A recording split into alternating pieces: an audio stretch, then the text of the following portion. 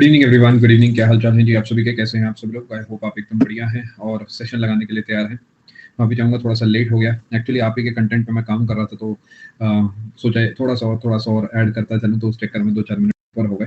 Good evening everyone, I hope आप एकदम बढ़िया है और आप सबका CHSL का एग्जाम एकदम सही जा रहा है। प्रियस क्वेश्चन टैब का भी इस्तेमाल करके वहाँ डाउट में अपना भेजते हैं, डिटेल में लिख के अपना डाउट।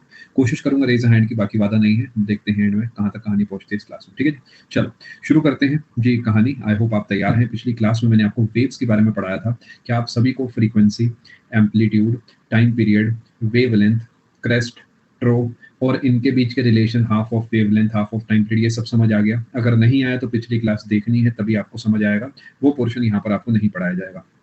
मेन पोजीशन क्या है ये भी पता होना चाहिए।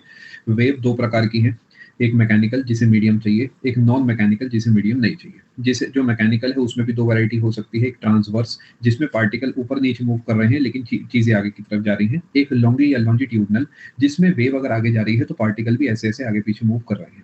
Sound is a longitudinal wave जो कि एक मैकेनिकल वेव भी है, यानी sound is a longitudinal mechanical wave. On the other hand जो नॉन मैकेनिकल वेव्स हैं उसमें मेनली इलेक्ट्रोमैग्नेटिक वेव्स आती हैं, जिसका एग्जांपल है लाइट। और लाइट में कैसे चलता है दोस्तों कि एक्चुअली लाइट में कुछ पार्टिकल जैसा नहीं होता है। अगर आप वेव थ्योरी के हिसाब से पढ़ते हैं तो लाइट में माना जाता है कोई पार्टिकल। जो हम फोटोन की बात करते हैं ये आगे चल के हम इसे ऑप्टिक्स में पढ़ेंगे, अभी थोड़ा सा इंट्रो करा देता हूँ। लाइट के पास डुअल नेचर है। डुअल नेचर का मतलब क्या है कि वो वेव के तरीके भी काम करती है और पार्टिकल के तरीके भी काम करती है।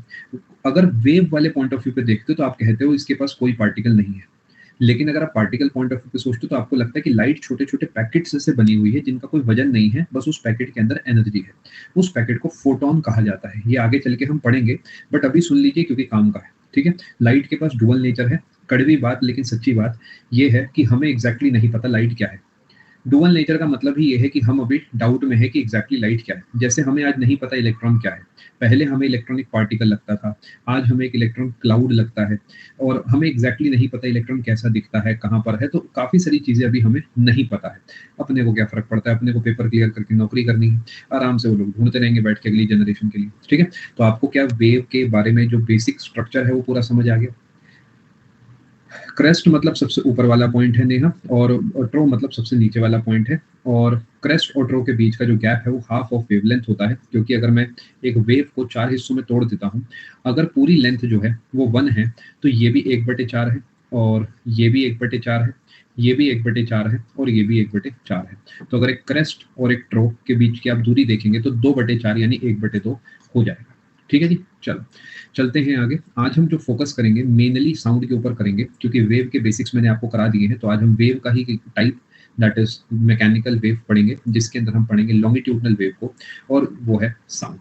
ठीक है, नए पेज से भी लिख सकते हैं, पुराने के नीचे भी लिख सकते हैं, जैसा आपका मन करे वैसे आप लिख सकते हैं। ठीक है जी, निर्मल्य जैसे आपका मन करे वैसे कर सकते हैं। हमेशा से सजेशन है कि नोट्स बाद में बनाना थोड़ा बेहतर रहता है, बिकॉज फिजिक्स और इकोनॉमिक्स समझने वाले सब्जेक्ट्स हैं।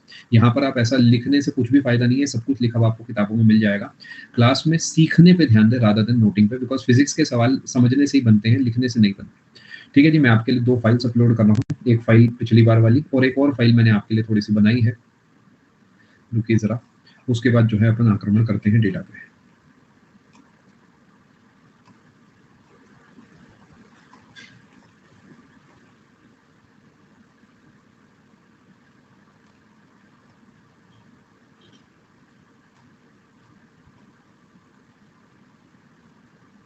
नोबेल प्राइज वाली क्लास किसी कोर्स में नहीं है, वो एक स्पेशल क्लास है। जाने से पहले लिंक दे दूंगा, अभी के क्लास पे फोकस करो, डाउट सेक्शन में इस डाउट को अपना भेज दो। चलिए दोस्तों शुरू करते हैं साउंड की बातचीत। क्या आपको पता है कि ये पिछले का ही एक सब टॉपिक है? आई होप इसमें आपको कोई तकलीफ नहीं है कि एक पिछले का ही टॉपिक है। ठीक है ऑफिशियल, और हम इसे एक नया टॉपिक भी मान सकते हैं, जैसे आपका मन करे वैसे मानिए। देखिए, पहले शुरू करने से पहले एक छोटी सी बात कर लेता हूँ। आप में से बहुत सारे को साउंड के बारे में काफी कुछ पता है, बट शायद आपको भी infrasonic, ultrasonic, transonic, sonic boom, ये सब शब्दों में पता है।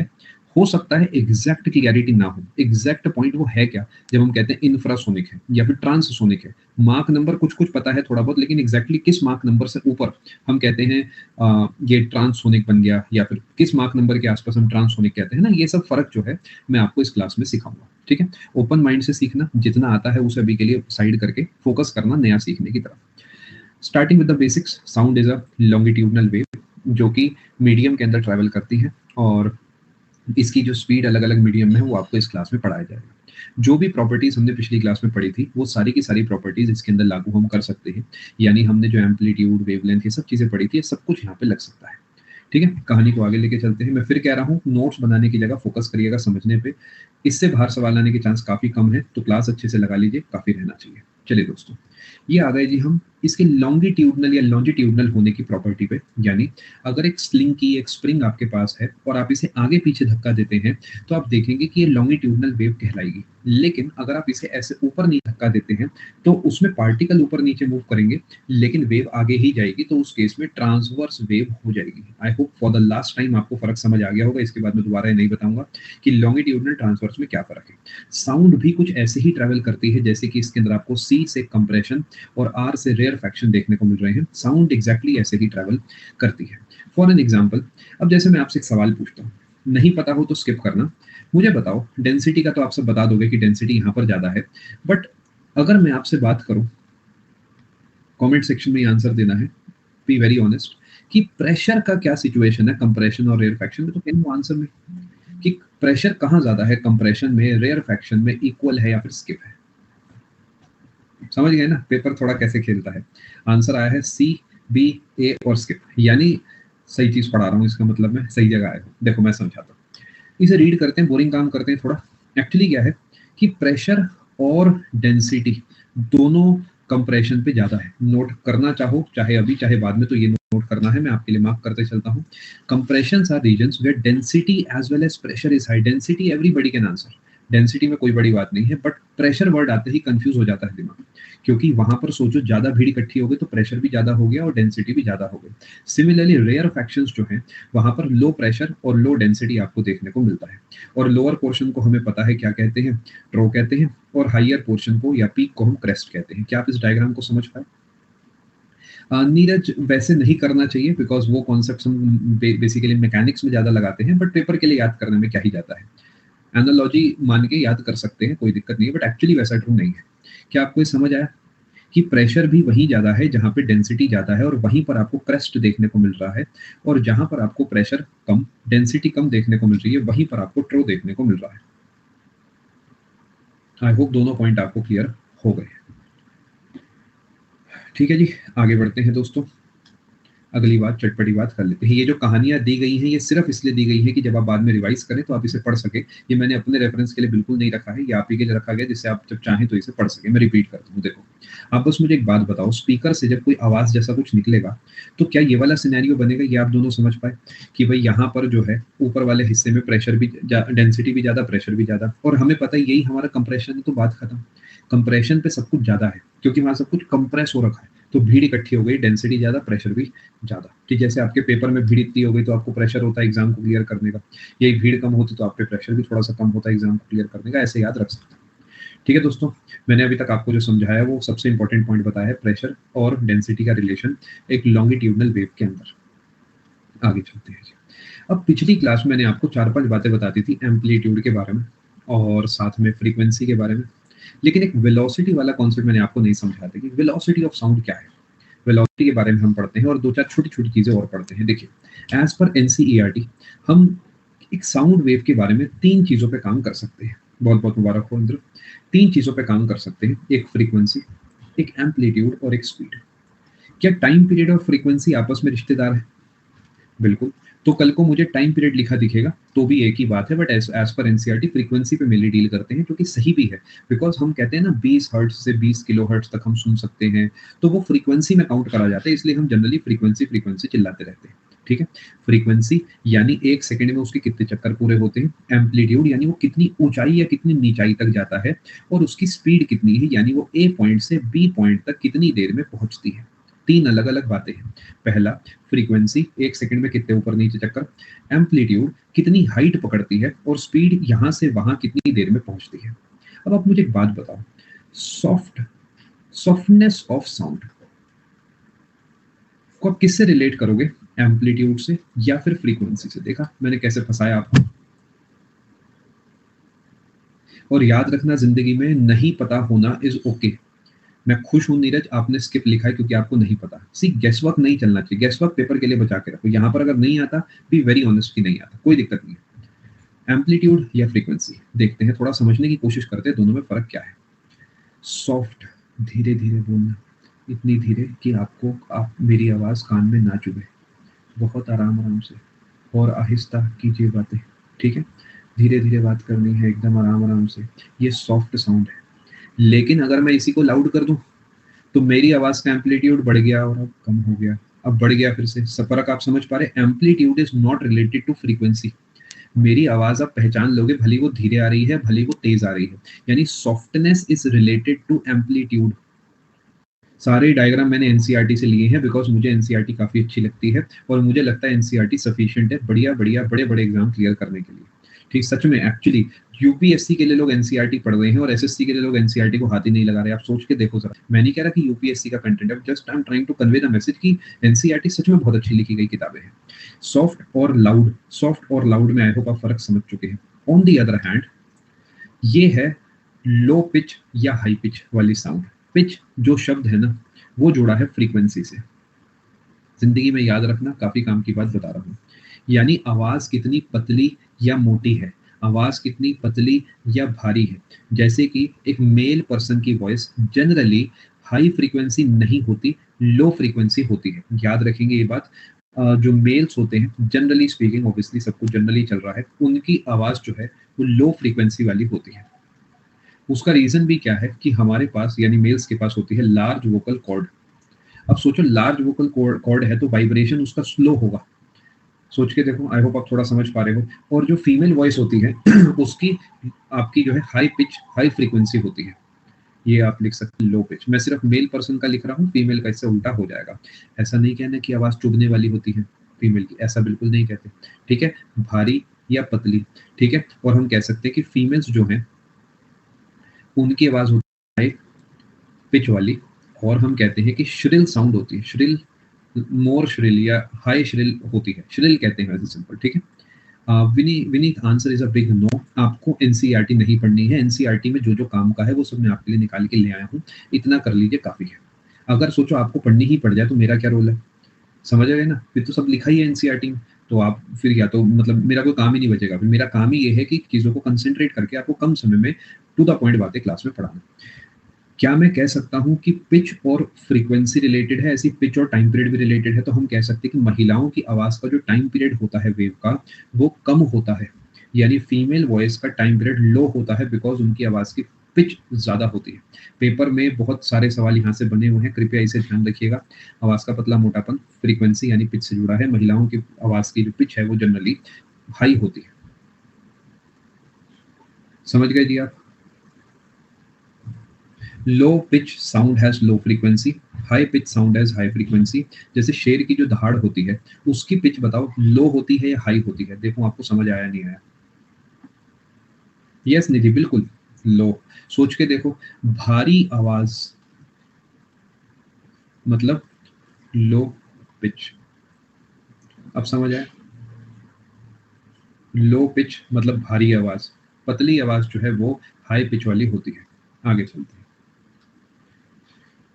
फ्रीक्वेंसी हम समझ चुके हैं, एम्पलीट्यूड हम समझ चुके हैं। अब हम स्पीड समझेंगे और एक साथ में एक और छोटा सा कॉन्सेप्ट समझेंगे, टिम्बर। टिम्बर क्या होता है? ये जनरली लोग कवर नहीं करते हैं, मैं थोड़ा समझाने की कोशिश करता हूँ। आगे ना भागे, मेरे साथ साथ चले। क्वालिटी ऑफ साउंड क्या होती है? आवाज में अचानक से ऊपर जाना और अचानक से नीचे आना बहुत अच्छा लगता है हमारे कानों को, तभी तो हम गाने सुनते हैं। अचानक ऊपर आवाज गई, अचानक डाउन आई, एकदम फ्लो में।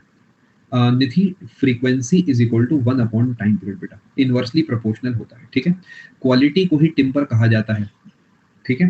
Quality is timber. समय प्रतीश पेपर कंफ्यूज करने के लिए टिम्बर लिख के देगा। अब थोड़ा सा रीड कराता हूँ, देखो।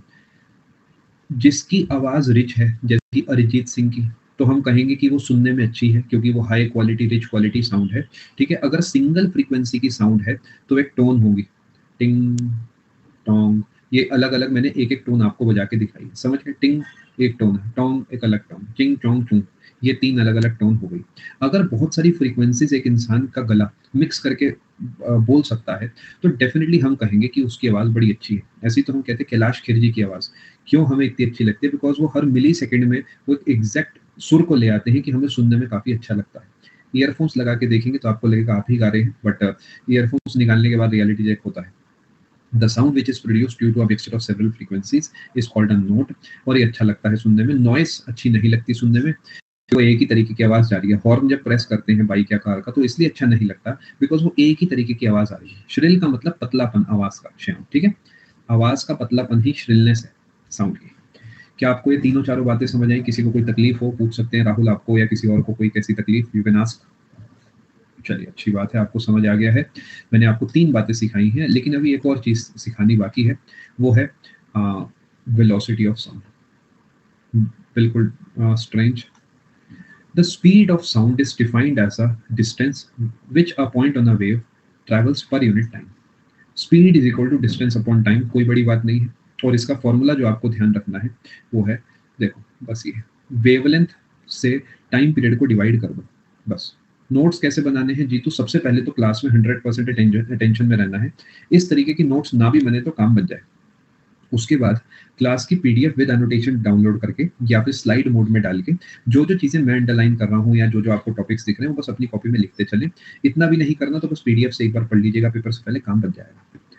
Speed is equal to distance upon time, पूरी दुनिया इस बात को जानती है। तो क्या मैं कह सकता हूँ speed is equal to distance? सोचो एक वेवलेंथ चलने के लिए क्या एक टाइम पीरियड लेती है?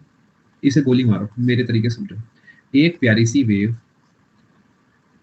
एक वेवलेंथ जितनी दूरी चलने में एक टाइम पीरियड लेती है। तो अगर मैं इसकी स्पीड निकालने बैठ जाऊं तो डिस्टेंस अपॉन टाइम, और मुझे पता भी, मैंने निधि को बताया कि 1 अपॉन टाइम पीरियड तो फ्रीक्वेंसी होता है, तो मैं कह सकता हूं velocity is equal to wavelength into frequency. मैं सच बोलूं ना, मैंने इसे आज तक याद नहीं कर रखा क्योंकि मुझे नीड नहीं है।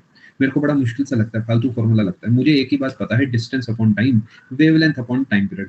फ्रीक्वेंसी देगा तो मैं 1 अपॉन करके याद कर लूंगा, तो मैं तो सिंपल ये याद करके बैठूं और मेरा इससे काम बन जाता है। ठीक है, अब इसी को इन्होंने क्या कर रखा है, एफ की जगह न्यू से लिख रखा है। जो सिंबल है ना ये वाला, ऐसा, इसे न्यू बोलते हैं, न्यू करके इसे बोला जाता है। क्या आप मेरी बातों को समझ पाए दोस्तों?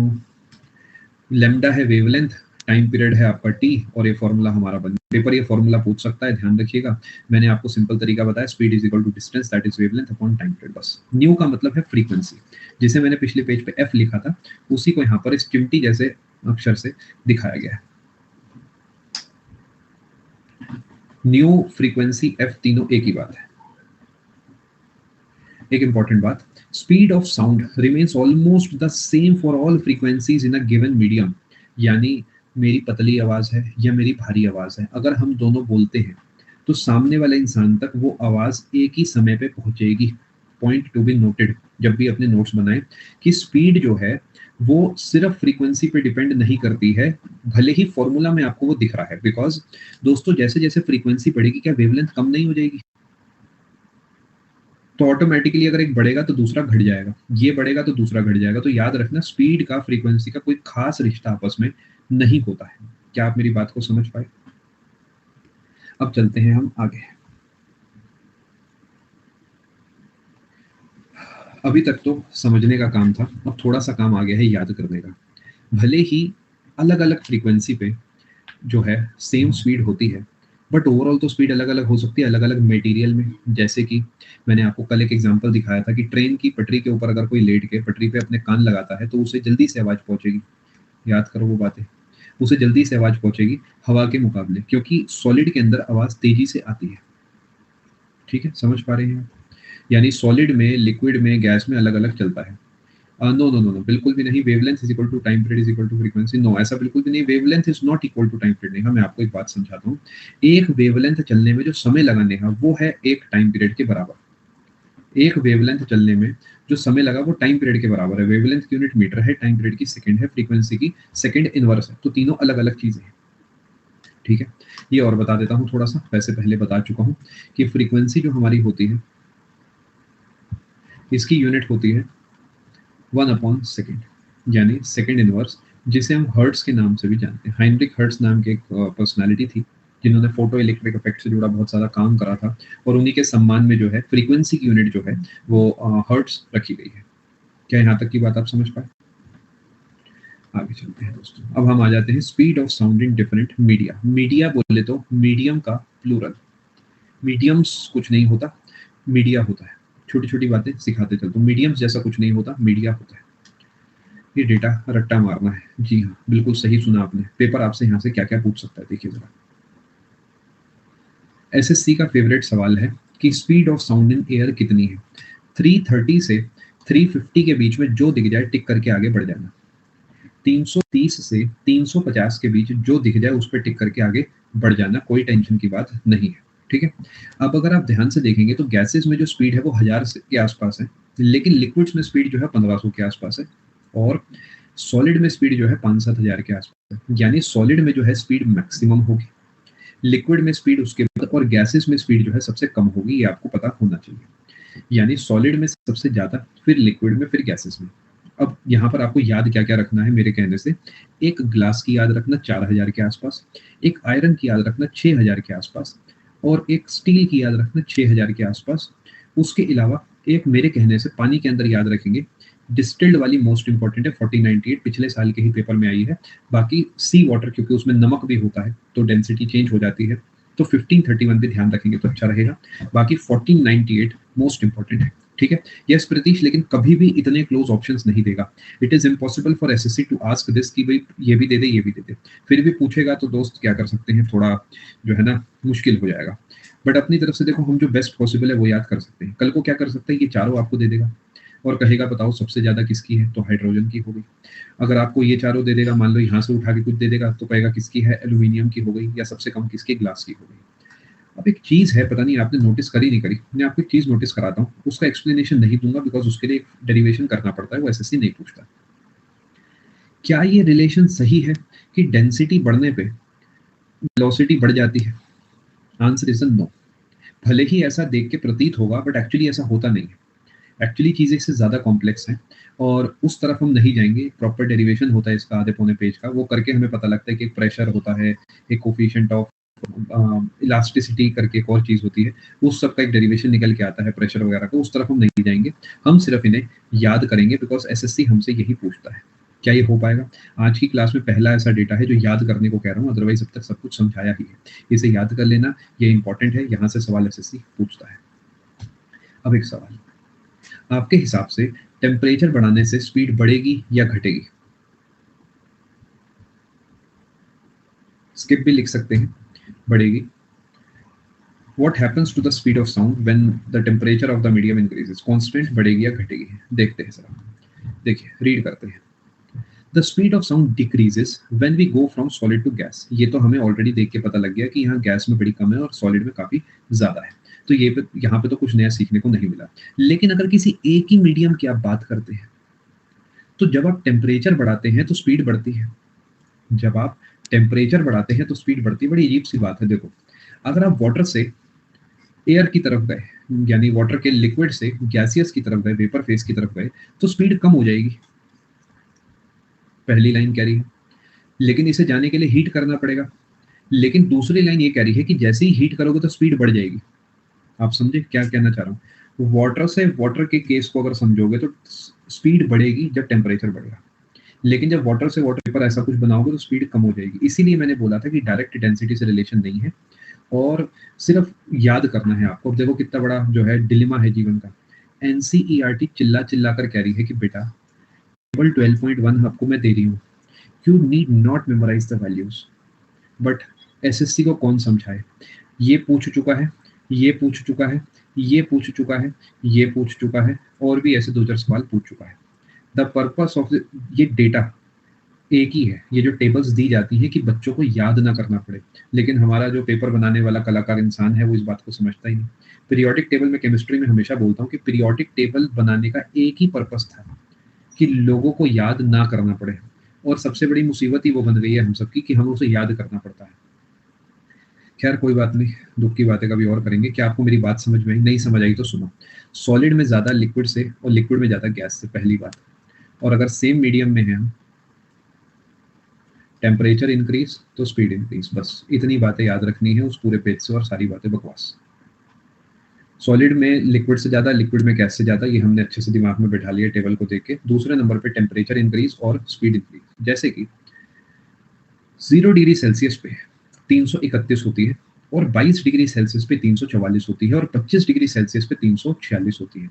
मैंने इसीलिए बोला था कि अगर आपको वो कहे कि स्पीड बताओ तो 330 से 350 के बीच में जो दिख जाए टिक कर देना। किस्मत बहुत ही टाइट हुई तो वो टेम्परेचर पे भी खेलेगा कि बता दो 0 डिग्री सेल्सियस पे कितनी होती है, तो 330 के आसपास वाला ध्यान रखना। 25 पे खेलेगा तो 346 वाला याद रखना। ठीक है, मुझे ऐसा बिल्कुल नहीं लगता कि वो ऐसा बारीकी पे खेलेगा कि 20 डिग्री पे बता दो, कि वो इम्पॉसिबल है बताना। मेरे हिसाब से मैक्स यही है, इससे ऊपर नहीं जाना चाहिए। यहाँ तक आपको सारी बात समझ आ रही है? Yes, 25 degree Celsius is equal to room temperature. तो ये जो डेटा आपको दिया जा रहा है ये रूम टेम्परेचर के हिसाब से है। एक्चुअली रूम का टेम्परेचर होता नहीं है 25 डिग्री सेल्सियस, बट ऐसा माना जाता है। क्या पता ये भी अंग्रेजी सेट करके चले गए, क्योंकि इनके इलाके में तो थोड़ा ठंडा ही रहता है हिसाब। हो सकता है पूरे पूरे चांस से इन्होंने अपने हिसाब से देख लिया। बुलाओ इन्हें कभी दिल्ली मई में, इन्हें पता लगेगा रूम टेम्परेचर क्या होता है। खैर आगे चलते हैं दोस्तों, एक छोटा सा टेस्ट हो जाए आपका। चलो आंसर देना मुझे, गेस वर्क चलेगा, गलत आंसर चलेगा, ट्राई जरूर करना। Speed of sound eight 0 degree Celsius in air, हवा में 0 डिग्री सेल्सियस पे कितनी स्पीड होती है? 331। ठीक है जी। 25 डिग्री सेल्सियस पे कितनी? पेन थोड़ा ना स्पेशल क्लास से परेशान कर रहा है, कुछ साइड पे तो काम चल रहा होगा।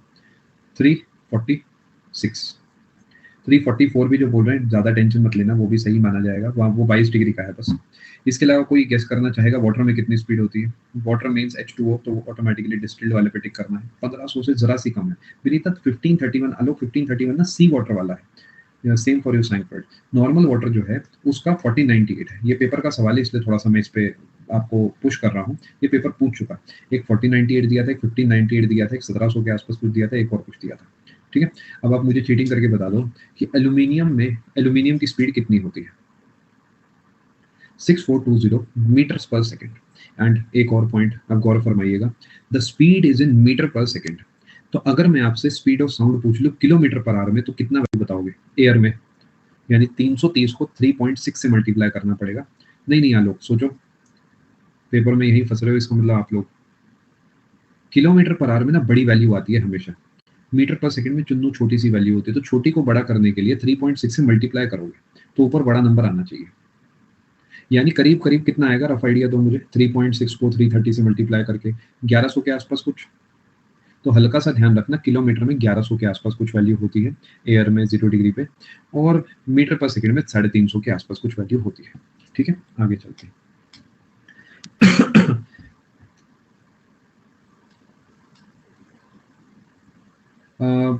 नॉट वेरी श्योर श्रेया किस रेफरेंस में लगाया गया, वैसे डिग्री सेल्सियस ही है, हो सकता है किसी और रेफरेंस में लगाया हो।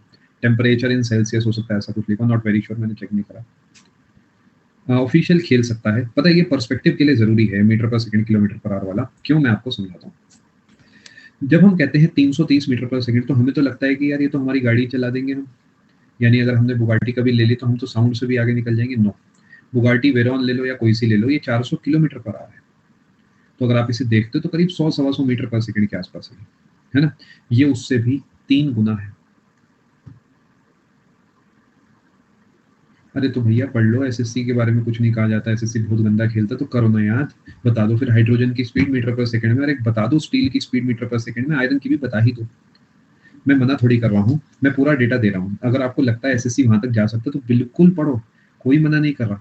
मैं हर एक जगह में आपको मोस्ट इंपॉर्टेंट याद कराते चल रहा हूँ, बाकी बिल्कुल याद करो, मुझे कोई दिक्कत नहीं है। ठीक है, सच में ऑन अ सीरियस नोट, अच्छी बात है कि आप इतना सोच रहे हो, बिल्कुल पढ़ो, बट मैं आपको मोस्ट इंपॉर्टेंट याद कराते चल रहा हूँ। आगे चलते हैं। अब आ जाते हैं उस बात पे जिसका मुझे बेसब्री से इंतजार है। किस किस को नहीं पता इंफ्रासोनिक, अल्ट्रासोनिक, ट्रांससोनिक और ऐसे 2-4 शब्दों के बीच में फर्क? क्या मेरी आवाज अटक रही है? प्रियांशु कह रहे हैं एक बार अगर सबको ही दिक्कत हो रही है तो मैं रिफ्रेश करूं। नहीं हो रही प्रियांशु, एक बार आप अपने पार्ट पे प्लीज चेक करो, इधर से सब ठीक है। ठीक है, मैं आपको समझाता हूं क्या फर्क है। एक होता है स्पीड, एक होता है वेलोसिटी। क्या दोनों अलग अलग चीजें? एक होता है स्पीड, एक होता है वेलोसिटी। वेलोसिटी का मतलब यहां से वहां तक कितनी देरी में आवाज पहुंची। फ्रीक्वेंसी का मतलब हर एक सेकंड जब वो चली उसमें कितनी बार वो ऊपर नीचे आई, यही है कॉन्सेप्ट। वेलोसिटी का मतलब यहाँ से वहाँ कितनी देर में पहुँची। फ्रीक्वेंसी का मतलब मान लेते हैं 10 सेकंड में पहुँची, 10 सेकंड में कितनी बार उसने वो ऑसिलेशन पूरा करा। ज़्यादा बार तो हाई फ्रीक्वेंसी, कम बार तो लो फ्रीक्वेंसी, ये कहानी है। अब जब हम फ्रीक्वेंसी के पॉइंट ऑफ व्यू पे समझते हैं, तो हम बात करते हैं यहाँ पर आपका अल्ट्रासोनिक और इंफ्रासोनिक। Let me explain. और जब हम स्पीड पॉइंट ऑफ व्यू पे बात करते हैं, तो हम बाकी चीज़ों की बात करते हैं। अगर मैं आपसे कहूँ speed of sound in air, तो क्या आप मुझे बता सकते हैं 340 मीटर पर सेकंड के आसपास, 335, 330, कुछ भी नंबर पकड़ सकते हैं, कोई फर्क नहीं पड़ने वाला है ना। 330 से 350 मीटर पर सेकंड, इसी को हम कह देते हैं एक माक। यानी ये स्पीड एक माक है। इसकी क्या जरूरत पड़ी हमें?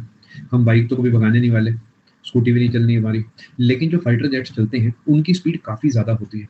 तो उनकी स्पीड अगर हम ऐसे नापेंगे कि अरे 660 हो गई, 655 हो गई, तो कोई मजा नहीं आएगा।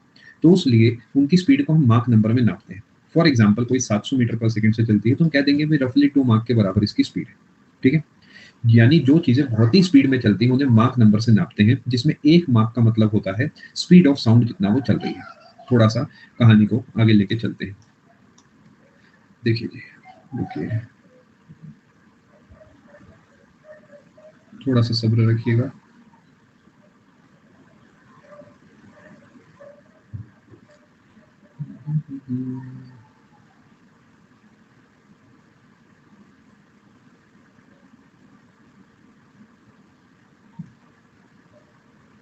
रेंज ऑफ हियरिंग, आप कितना सुन सकते हैं? आपका मतलब पर्सनली आपका नहीं है, आपके घर वालों की माने तो आपको तो कुछ सुनाई नहीं देता। ह्यूमंस कितना सुन सकते हैं? ह्यूमंस के सुनने की एक रेंज है, एक लिमिट है, उसके बाद दिमाग खराब हो सकता है। हमारी जो रेंज है वो है 20 हर्ट्ज से 20,000 हर्ट्ज। पेपर का बहुत ज्यादा इंपॉर्टेंट सवाल। यानी अगर इससे कम होगा तो हमें कुछ भी पल्ले नहीं पड़ेगा, और अगर इससे ज्यादा होगा तो भी हमें कुछ पल्ले नहीं पड़ेगा। क्यों? क्योंकि वो फ्रीक्वेंसी इतनी ज्यादा होगी कि हमें कुछ समझ ही नहीं आएगा। लेकिन अगर मैं आपको एक ऐसे कमरे में बिठा दूं कि जहां पर 35,000 हर्ट्ज की आवाज हो, तो क्या आपका दिमाग खराब हो सकता है? क्या आपके कानों पे चोट पड़ सकती है? Answer is a simple no. कुछ भी नहीं होगा, आपको महसूस भी नहीं होगा। गाड़ी के एफएम में आप देखोगे तो वहां पर तो बहुत बड़े फ्रीक्वेंसी के नंबर चलते हैं। मोबाइल रेडिएशन, ये वो दुनिया भर का हमारे आसपास जो भी है सब बहुत हाई फ्रीक्वेंसी का चल रहा है। यानी ये जो रेंज आप देख रहे हो इसमें आपको सुनाई देगा, इसके बाहर आपको कुछ भी सुनाई नहीं देगा। क्योंकि एनर्जी जो कैरी करता है ना साउंड की, वो एम्पलीट्यूड होता है। एनर्जी जो है वो जुड़ी है एम्पलीट्यूड से। लिख भी देता हूँ ये बात यहाँ पर। एनर्जी ये जुड़ी है एम्पलीट्यूड से। एक फॉर्मूला भी होता है जिसमें एनर्जी को या इंटेंसिटी को आप प्रोपोर्शनल मानते हो एम्पलीट्यूड के स्क्वायर के। इंटेंसिटी यहाँ पर लिखा है, ये सब ऐसे कोई नहीं पूछ रहा, फिर भी समझाने के लिए बता रहा हूँ। बस एक फॉर्मूला होता है अजीब सा। यानी ज्यादा एम्पलीट्यूड पे दिमाग खराब होगा, ज्यादा फ्रीक्वेंसी पे कोई टेंशन नहीं है। आपके कानों में मैं 2 हर्ट्ज की फ्रीक्वेंसी डाल दूं या 5 हर्ट्ज की, आपको कोई फर्क नहीं पड़ता। आपके कानों में मैं 1,00,000 करोड़ हर्ट्ज की फ्रीक्वेंसी डाल दूं, आपको कोई फर्क नहीं पड़ेगा। क्या बात को आप समझ पा रहे हैं? कोई तकलीफ तो नहीं है आपको? थोड़ा सा रीड करते हैं। Audible range of sound for humans is from 20 to 20,000 hertz. 1 hertz का मतलब है 1 साइकिल पर सेकंड। जो मुन्नू से बच्चे होते हैं उन्हें 20 हर्ट्ज से भी कम का सुनाई दे सकता है। ठीक है। और कुछ एनिमल्स जैसे कि डॉग्स 25,000 हर्ट्ज तक का सुन सकते हैं। इसी वजह से बहुत बार डॉग बिना बात ही एक्टिव हो जाता है, अपने को पता ही नहीं लगता क्या हो रहा है, उसे कुछ मैसेज आ रहे होते हैं कि अरे भैया आ जाओ जरा, घूम रहे हैं हम गली में, थोड़ा टहल लेते हैं। लेकिन हमें समझ नहीं आ रहा होता क्यों बेचैन हो रहा है, क्योंकि उसके कानों में 22,000 हर्ट्ज की आवाज जा रही है, हमारे कानों में नहीं जा सकती। ठीक है। जब बूढ़े होने लगता है इंसान, तो उसके कान जो है वो सुन सुन के दुनिया की बातें खराब होने लगते हैं, तो वो ज्यादा हाई फ्रीक्वेंसी नहीं सुन पाता। हो सकता है उसे 19,000 हर्ट्ज की फ्रीक्वेंसी भी ना सुनाई दे। हो सकता है हम आपको भी 22, 23, 24 हर्ट्ज की फ्रीक्वेंसी ना सुनाई दे। ये 20 to 20,000 इज आइडियल। इससे ऊपर नीचे थोड़ा बहुत हो सकता है। इनफैक्ट प्रैक्टिकली कभी करके देखना, ऐसा सबके साथ शायद ना हो बट कुछ के साथ हो सकता है हो। आपके एक कान में फोन को लगा के सुनना, फिर दूसरे कान में फोन को लगा के सुनना, स्लाइट डिफरेंस आपको महसूस होगा। ये आजकल का जो हमारा जीवन शैली है उसकी वजह से ये सब होता है, थोड़ा सा फर्क आपको महसूस होगा। तो ये थ्योरी है, बस नंबर्स आपको याद करके पेपर में टिक करना है। ठीक है। अब ये ध्यान देने वाली बात है, sound wave, EM wave, same characteristics? No, no, no, strange, बिल्कुल भी नहीं, because sound waves are mechanical, longitudinal, and EM waves are transverse, non-mechanical. तो answer would be a no. But because strange, both are waves, So we can say that it will have some basic characteristics as the same only, like amplitude, frequency, this that, because both are waves. उसके अलावा कुछ भी common नहीं है, ठीक है। देखो ये इंपॉर्टेंट पॉइंट है, फोकस करो। अगर फ्रीक्वेंसी है 20 हर्ट्ज से कम तो ये इंफ्रासोनिक है, क्योंकि उसका एम्पलीट्यूड ज्यादा होता है कशिश। और इंफ्रा साउंड, इंफ्रा मतलब कम, समझ पा रहे हैं? पक्का कम फ्रीक्वेंसी में, यानी जैसे एक राइनोसेरस है वो दूसरे से बात करता है 5 हर्ट्ज से भी कम। एग्जांपल है वेल्स, एलिफेंट, इसी पे काम करते हैं, ठीक है। बात को आप समझ पा रहे हैं? कोई तकलीफ तो नहीं आपको? यानी सीधी बात, नो बकवास, इंफ्रासोनिक जो है वो है फ्रीक्वेंसी लेस देन 20 हर्ट्ज।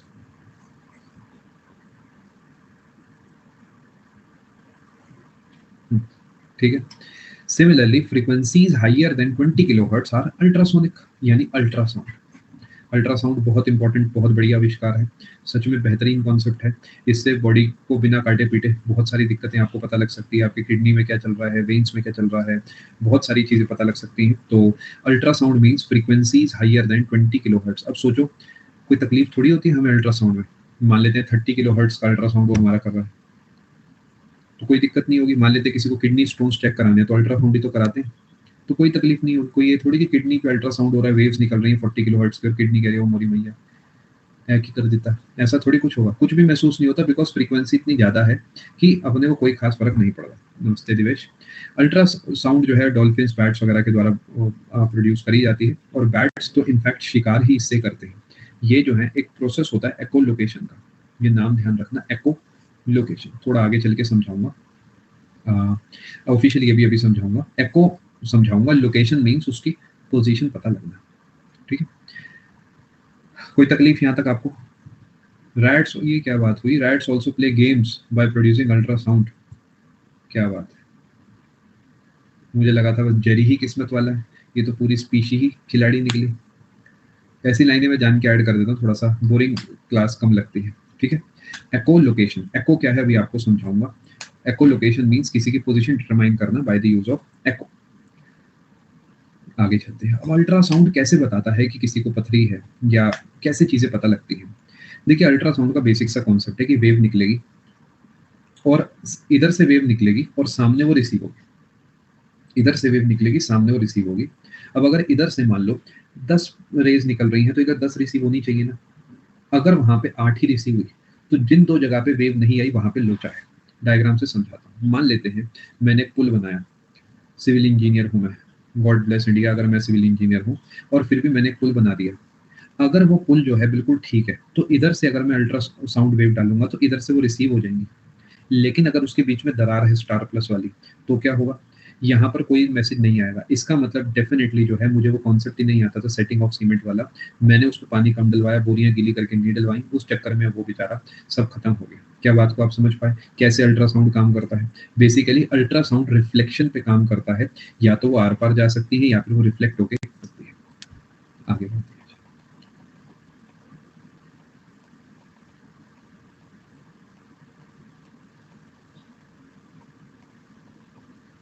थोड़ा सा एको के बारे में बताते हैं। एको क्या है? मैंने इधर से कुछ कहा और मेरी आवाज वापस आ गई। एग्जाम्पल के तौर पे जैसे बचपन में होता था ना कि चाय पीऊंगा, ऐसे कहते हैं ना मम्मी को, चाय पिएगा, ऐसे करके जब पढ़ाई नहीं करते थे हम, तो वही आवाज वापस आ जाती थी। तो उसमें तो ताना छुपा होता था कि अच्छा मोमोज खाने हैं, इस तरीके। तो क्या होगा, वो आवाज वापस आ जाती थी, वो होता था एको।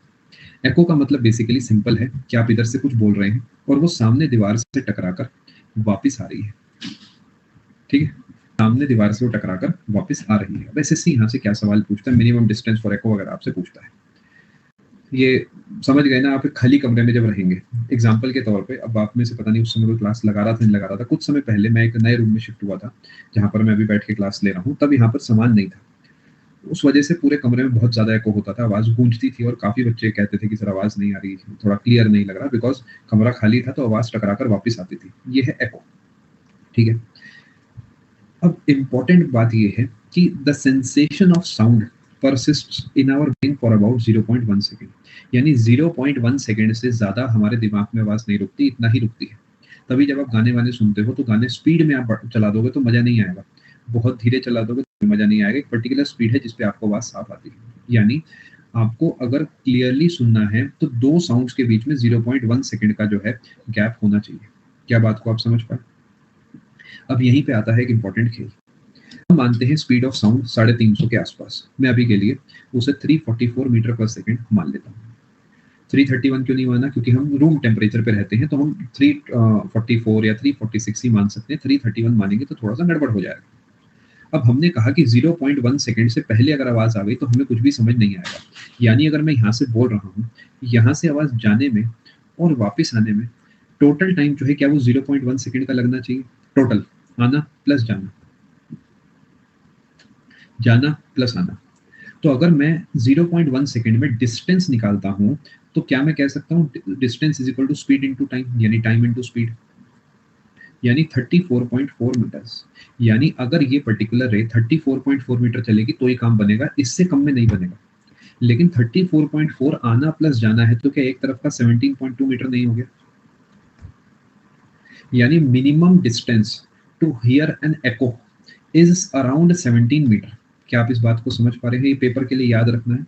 Minimum distance to hear an echo around 17 meter. यानी अगर दीवार मेरे बहुत ज़्यादा पास है, मान लेते हैं 5 मीटर पास है, तो मेरी आवाज़ वापस आएगी, उसमें एको नहीं होगा। लेकिन अगर दीवार बहुत दूर है तो ही ये एको हो पाएगा, यानी बड़े खाली कमरे में एको होगा। लेकिन अभी मैंने आपको एक एग्जांपल दिया था कि मेरे कमरे में तो एको होता था, आप कहते थे, आपने हाँ भी करा था। क्या मेरा कमरा 17 बाय 17 बाय 17 का है? क्या मैं किसी खेत में बैठ के पढ़ा रहा हूँ? 17 बाय 17 बाय 17 तो बहुत ही हो गया,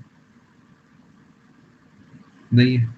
17 मीटर ऊंचा भी हो, 17 मीटर चौड़ा, समझ पा रहे हैं ना? क्या मैं नई पार्लियामेंट की बिल्डिंग में शिफ्ट हो गया हूँ? नहीं, ऐसा भी नहीं है। फिर क्या? एक्चुअली जो आवाज है जिसे अभी तक हम एको कह रहे थे वो एको नहीं थी, वो थी रेवर्बरेशन। जान के आपको उस समय मैंने थोड़ा सा परेशान करा था जिससे कि आप अब इस शब्द पे फोकस कर पाओ, दोनों में फर्क समझ पाओ। रेवर्बरेशन और एको में क्या डिफरेंस है थोड़ा समझते हैं। एको मीन्स मैंने बोला, आवाज वापस आ गई।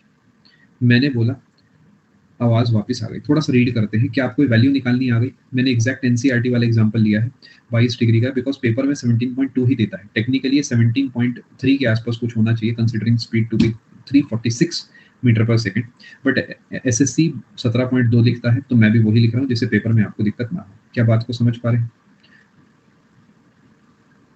इसे रीड करिए एक बार।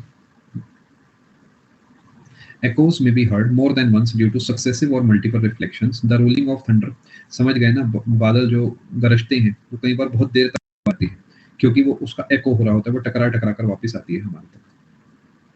अब इसके नोट्स कैसे बनाने हैं? सिंपल, आपको एक इक्वेशन बाजी जो है ये लिखनी है। मिनिमम डिस्टेंस 17.2 बात करा।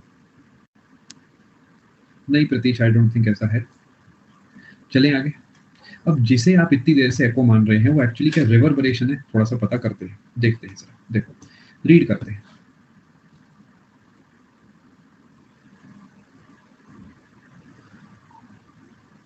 यानी जो गूंजती है आवाज वो एक्चुअली रिवर्बरेशन से ज़्यादा रिलेट कर रही है, जो बस कुछ महसूस हो रहा है आसपास है। जैसा कि मेरी क्लास में आपको शुरू में महसूस हो रहा था कि आवाज़ गूंज रही है। ऐसा बिल्कुल नहीं हो रहा था कि आंसर 3 है, 3 है, 3 है, 3 है, 3 है। ऐसा नहीं हो रहा था ना। ये 3 हल्का सा भारी सा सुनाई दे रहा था क्योंकि वहाँ पर रिवर्बरेशन हो रहा था, ना कि एको। एको में आपको क्लियरली मल्टीपल बार वही आवाज़ दोबारा सुनाई देगी, रिवर्बरेशन में नहीं। क्या आपको बात समझ आई? जब तक आप बात समझने की हामी भरते हैं तब तक मैं खुद को एक तोहफा देता हूँ, डाउट सेक्शन बंद कर देगा। ठीक है? अब एक ऑडिटोरियम अगर होगा तो उसमें यही मुसीबत होगी। क्या मुसीबत होगी? देखो समझो। मान लेते हैं कि मैं यहाँ पर गाना गा रहा हूँ, ठीक है? मेरे पास माइक है, बढ़िया सा गाना गा रहा हूँ। अब आप यहाँ पर बैठे हैं, बहुत सारे लोग। अब प्रॉब्लम ये है कि अगर ऐसी छत है तो पहले तो आवाज़ यहाँ पहुँच गई, और क्या मेरी आवाज़ ऊपर भी थी, यहाँ से टकरा के भी आपके पास आ गई, और हो सकता है आवाज़ यहाँ से भी टकरा के आ जाए, तो आपको तो मज़ा नहीं आएगा गाना सुनने में। वही मतलब समझ गए ना? अगर मैं गा रहा हूँ सुन रहा है ना तो आप सुन पे ही अटके रह जाएंगे। और फिर राह पे अटके रह जाएंगे, मजा ही नहीं आएगा, पैसे वापस करने पड़ेंगे। तो ये रिवर्बरेशन वाला इशू होता है और इसके सॉल्यूशंस भी कई सारे निकाले जाते हैं। Let me explain how. देखो जी, क्या कॉन्सेप्ट है रिवर्बरेशन का।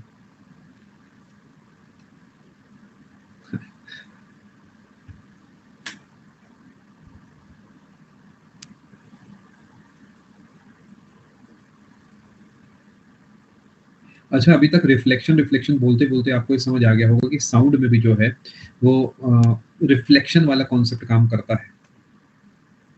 यानी अगर आप घड़ी ऐसे रखते हैं तो सेम जो अपने लाइट के कॉन्सेप्ट है रिफ्लेक्शन के, वो यहाँ भी काम करता है कि जितने पे इंसिडेंट है उतने पे रिफ्लेक्टेड है, वो सारे कॉन्सेप्ट यहाँ काम करते हैं। यानी sound also follows law of reflection, ये ध्यान रखेंगे, रिफ्लेक्शन पे काम करता है। एक बहुत इंपॉर्टेंट चीज है, अभी उसकी तरफ चलूंगा मैं, उस डायग्राम की तरफ, पहले आपको ये समझा देता हूँ। स्टेथोस्कोप ये किस प्रिंसिपल पे काम करता है? रिफ्लेक्शन ऑफ साउंड पे।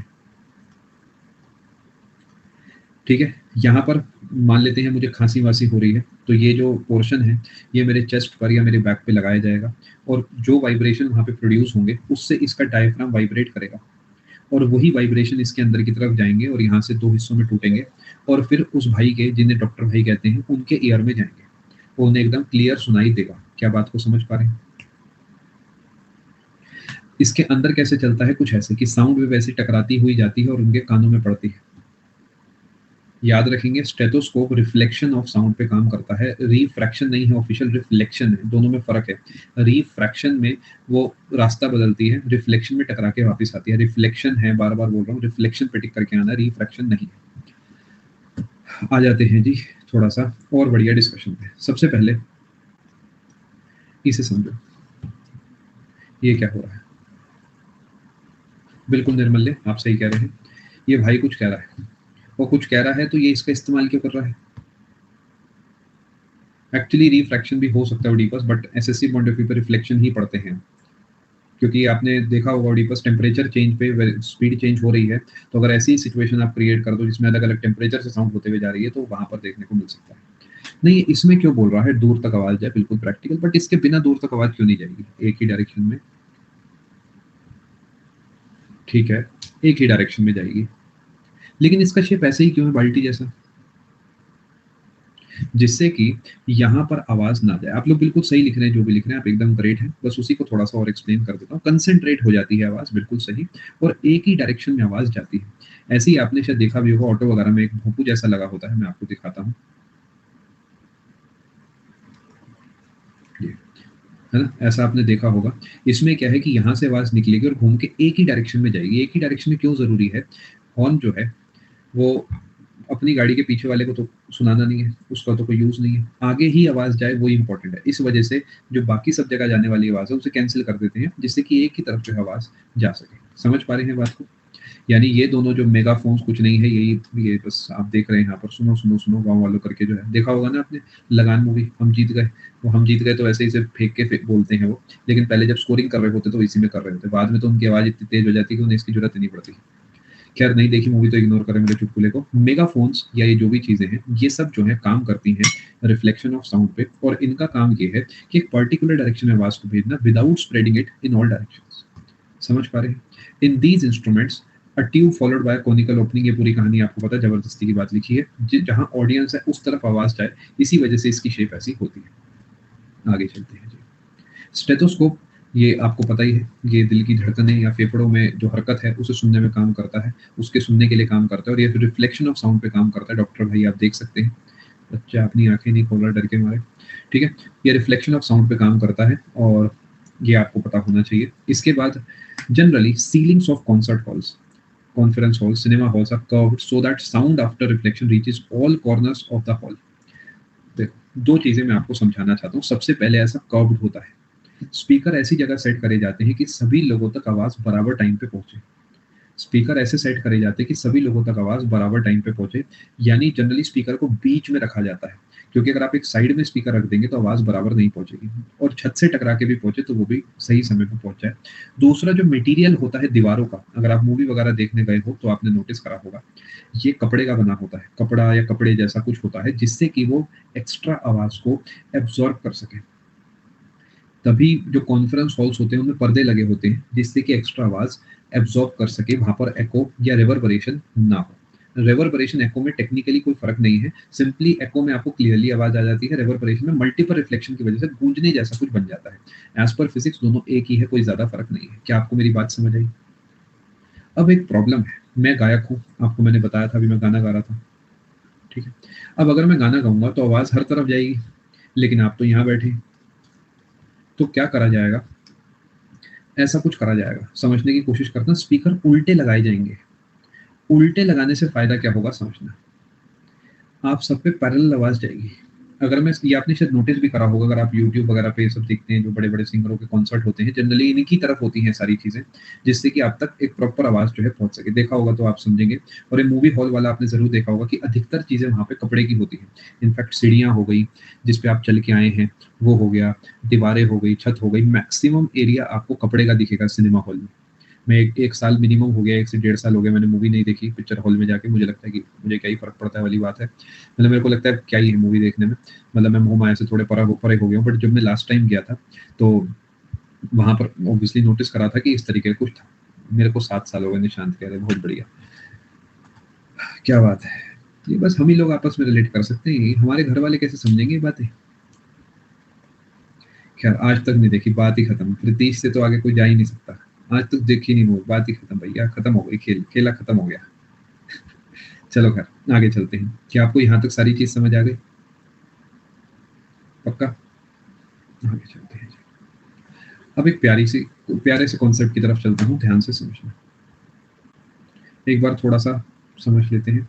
ये मशरूम शेप्ड चीज़ें लगी होती हैं जिससे कि जो छत पे आवाज़ जाए ना, वो एक तो एब्ज़ॉर्ब हो जाए, दूसरा वो कंसंट्रेट होके कहीं ना आए, वो फैल जाए, बिखर जाए। समझ पा रहे हैं छत पे मशरूम शेप्ड आपको क्यों दिख रहे हैं? क्योंकि इस शेप से कुछ भी जाके टकराएगा ना तो बिखर जाएगा। आप समझ पा रहे हैं जो मैं कहना चाह रहा हूँ? बिखरने की वजह से वो ऑडियंस तक पहुँचने के चांसेस मिनिमम रहेंगे। ये मैंने आपको समझा दिया है जी। एक तरफ से चलाते हैं स्लाइड्स को।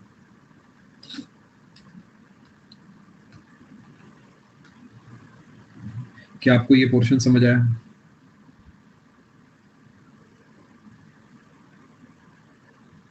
एक्चुअली हिमांशु इंक्रीज नहीं हो रही, जितनी आ रही है ना वो बारीक होके कान में पहुंचती है। हॉर्न से उल्टा इमेजिन कीजिए आप, बड़े एरिया से आके छोटे एरिया में कंसंट्रेट हो रही है, इस वजह से वो तेज लगती है। आगे चलते हैं। सेम कॉन्सेप्ट है वहां पर, बट जो सिस्टम्स रखे जाते हैं बहुत बड़े रखे जाते हैं जिससे कि लोगों तक आवाज और साफ पहुंच सके। मतलब वहां पे छत तो होती नहीं, तो वहां पे स्पीकर्स बहुत ही पावरफुल, बहुत ज्यादा आवाज वाले रखे जाते हैं। इसे अभी के लिए साइड करते हैं। ये कॉन्सेप्ट आपको समझ आया? पिच क्या होता है, फ्रीक्वेंसी क्या होता है, इंफ्रासोनिक, अल्ट्रासोनिक। स्पीड में हम कहानी को आगे बढ़ाएंगे। लाउडनेस आपको समझ आ गया? लाउडनेस एम्पलीट्यूड से जुड़ी है, loudness of sound, intensity of sound, amplitude of sound से जुड़ी है, और आप इसे नापते हैं डेसिबल में। काफी ज्यादा इंपॉर्टेंट है, very important category. Loudness, intensity, energy, ये सब आपस में रिश्तेदार हैं, और ये डेसिबल में नापा जाता है, एम्पलीट्यूड मीटर में नापा जाता है, लाउडनेस इंटेंसिटी वगैरह डेसिबल में नापा जाता है। ये चुटमुट बातें हैं। ये स्पीड वैसे मैंने आपको एनसीईआरटी वाला डेटा दे दिया, उस पर फोकस कर सकते हैं। ये एक छोटा सा कॉन्सेप्ट समझाया है कि actually speed of sound her 1 degree Celsius पे 0.61 मीटर पर सेकंड बढ़ती है। यानी अगर आपको देखना है 30 डिग्री सेल्सियस पे कितनी है, तो 0 डिग्री की वैल्यू लेना और 30 यहाँ पे रख देना। ये याद करने का जरूरत नहीं है, फॉर्मूला आप इग्नोर करिए। कॉन्सेप्ट बस इतना सा है कि वेलोसिटी बढ़ेगी अगर टेम्परेचर बढ़ेगा तो। ये सिंपल सी बात है, जबरदस्ती वाली, कि आप ढोल पीटेंगे तो वहां से आवाज निकलेगी। Good evening. ये आपको मैं समझा चुका हूँ, ये भी मैं आपको समझा चुका हूँ। ये सिंपल सी बात है, क्योंकि यहाँ पर साउंड इस मीडियम में जा रही है, और अब तक हमें पता है कि स्टील वगैरह में साउंड जाती है, तो एक्चुअली यहाँ से बोलने वाले इंसान को यहाँ तक आवाज पहुंच जाएगी। इधर से बोलेगा कुछ, मान लेते हैं इन्हें टिन कैन बोला, इधर भी टिन कैन आवाज जाएगी। मुझे पता है कि ये दोनों टिन कैन है, वो ये दर्शाना चाह रहा है, बट ये एक आजाद देश का नागरिक है, वो चाहे तो टिन कैन के अंदर टिन कैन बोल सकता है, आप उसे नहीं रोक सकते। तो इधर से मान लेते हैं कुछ बोलता है, और क्या हाल है, तो इसके पास आवाज जाएगी, और क्या हाल है। क्योंकि साउंड एक मैकेनिकल वेव है, तो अगर साउंड वैक्यूम में होगी तो ट्रैवल नहीं करेगी, यानी sound can not travel in vacuum. Bell एक लगा रखी है एक ग्लास के कंटेनर में जिसमें हवा भरी हुई है, इस बंदे को आवाज आ जाएगी। लेकिन अगर मैं यहाँ से सारी जो हवा है निकाल लूंगा तो साउंड इसे नहीं आएगी, because sound can not travel in vacuum. Paper का सवाल है जी, बहुत ज्यादा इंपॉर्टेंट वाला है, ठीक है। Sound can not travel in vacuum. ये मैंने आपको समझा दी है। कुछ वैल्यूज़ हैं, आप चाहें तो ध्यान रख सकते हैं। आप नोटिस भी करेंगे कि आपको हर जगह स्लाइट वेरिएशन देखने को मिलेंगे। जैसे हमने वहाँ पर 0 डिग्री पे 331 पढ़ा, यहाँ पर 32 है। वहाँ पर हमने 22 डिग्री पे 344 पढ़ा, यहाँ 20 पे है। तो ये इतना ज़्यादा मैटर नहीं करता है। अगर आपको डाउट हो तो ऑब्वियसली आपको जो है वो वाला डेटा याद रखना है। बट मान लेते हैं आपको जैसे ब्लड का डेटा वहाँ नहीं मिला, कॉपर का डेटा वहाँ पे था वैसे, तो वो डेटा आप यहाँ से याद कर सकते हैं। ठीक है जी, ये दोनों डिफरेंट बुक्स का डेटा है।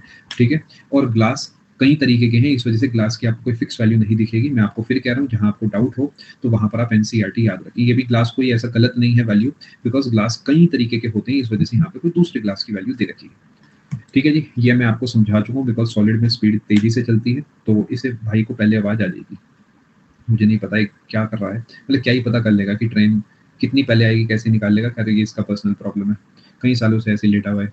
इसे रीड करना चाहें आप कर सकते हैं। सोनिक बूम अभी क्या है मैं आपको समझा दूंगा।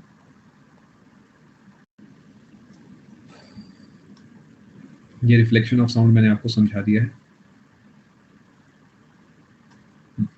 ये मैं आपको समझा चुका हूँ। ये भी समझा दिया, ये भी समझा दिया, ये भी समझा दिया। ये क्या आपको समझ में आया? अच्छे से ऑब्जर्व कीजिए। थोड़ा ब्लर्ड है photos, but I think it works, तो मैं चेंज नहीं कर रहा हूँ बिकॉज सही काम करती हैं ये फोटोज।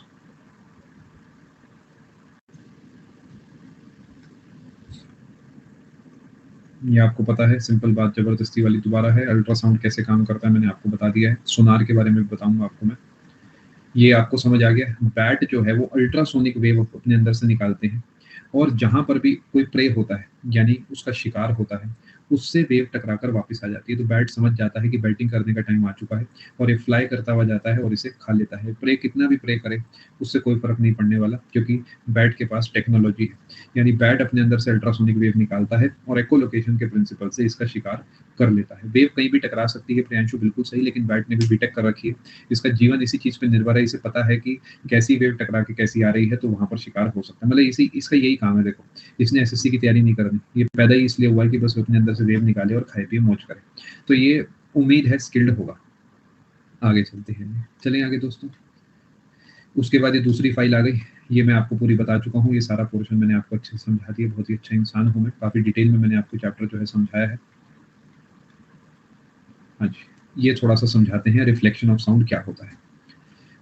रिफ्लेक्शन ऑफ साउंड, जैसे कि अभी मैंने आपको पहले बताया, ये I is equal to are वाले प्रिंसिपल को फॉलो करेगा। याद रखेंगे बस, साउंड में रिफ्लेक्शन होता है। Refraction SSC point of view पे आप ना मान के चले तो भी चलेगा, उसका जिक्र आपको कहीं देखने को नहीं मिलता। यानी एग्जाम पॉइंट ऑफ व्यू से साउंड में रिफ्लेक्शन होता है, इतनी बात काफी है। ठीक है, ये अब आ जाते हैं काम की बात पे। रेशियो क्या है, मार्क नंबर क्या है? ऊपर रखेंगे स्पीड ऑफ ऑब्जेक्ट, नीचे रखेंगे स्पीड ऑफ साउंड, और जो वैल्यू निकल के आएगी वो आएगी मार्क नंबर। क्या बात को आप समझ पाए? यानी अगर मार्क नंबर 1 है या 1 के आसपास है तो वो ट्रांससोनिक है, जैसे नॉर्मल एरोप्लेन वगैरह है। ठीक है, सब sonic mark number less than 1 है। फॉर एग्जांपल, मेरी स्प्लेंडर या मेरी लूना या मेरी मोपेड या मेरी साइकिल, ये सब जो हैं ये सब सोनिक स्पीड पे चलती है, बिकॉज इन सभी का मार्क नंबर लेस देन 1 है। इनफैक्ट मच लेस देन 1 है। क्या आपको बात समझ आ रही है? अगर वो 1 से ज्यादा है तो वो सुपरसोनिक हो गई। एक्चुअली 1 से 5 के बीच में सुपरसोनिक होगी, 5 से भी ऊपर है तो हाइपरसोनिक होगी। क्या आपको इंफ्रा, अल्ट्रा और इन चारों में फर्क समझ आया? इंफ्रा अल्ट्रा है एज पर फ्रीक्वेंसी। इंफ्रासोनिक 20 हर्ट्ज से कम, अल्ट्रासोनिक 20,000 हर्ट्ज से ज्यादा। बट जब आप स्पीड पे नापते हैं, subsonic, supersonic, transonic, subsonic, supersonic, transonic की मेन डिफरेंशिएशन है। उसमें भी अगर 5 से ऊपर चला जाए मार्क नंबर तो हाइपरसोनिक आप उसे कह देते हैं। आई होप आपको मेरी बात समझ में आ गई। ठीक है दोस्तों, ये एको वाला पोर्शन मैंने आपको पूरा बता दिया, रेवर्बरेशन मैंने आपको पूरा बता दिया, इसका यूज क्या है मैंने आपको बता दिया।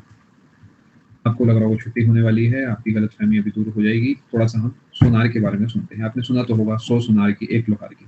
ये वो वाला सोनार बिल्कुल भी नहीं है। ठीक है, प्रतीक अभी पढ़ाएंगे, बहुत कुछ पढ़ाएंगे, चिंता मत करो। सोनार की फुल फॉर्म आपको ध्यान रखनी है, sound navigation and ranging. Sound navigation and ranging, इसका इस्तेमाल करा जाता है गहराई निकालने के लिए।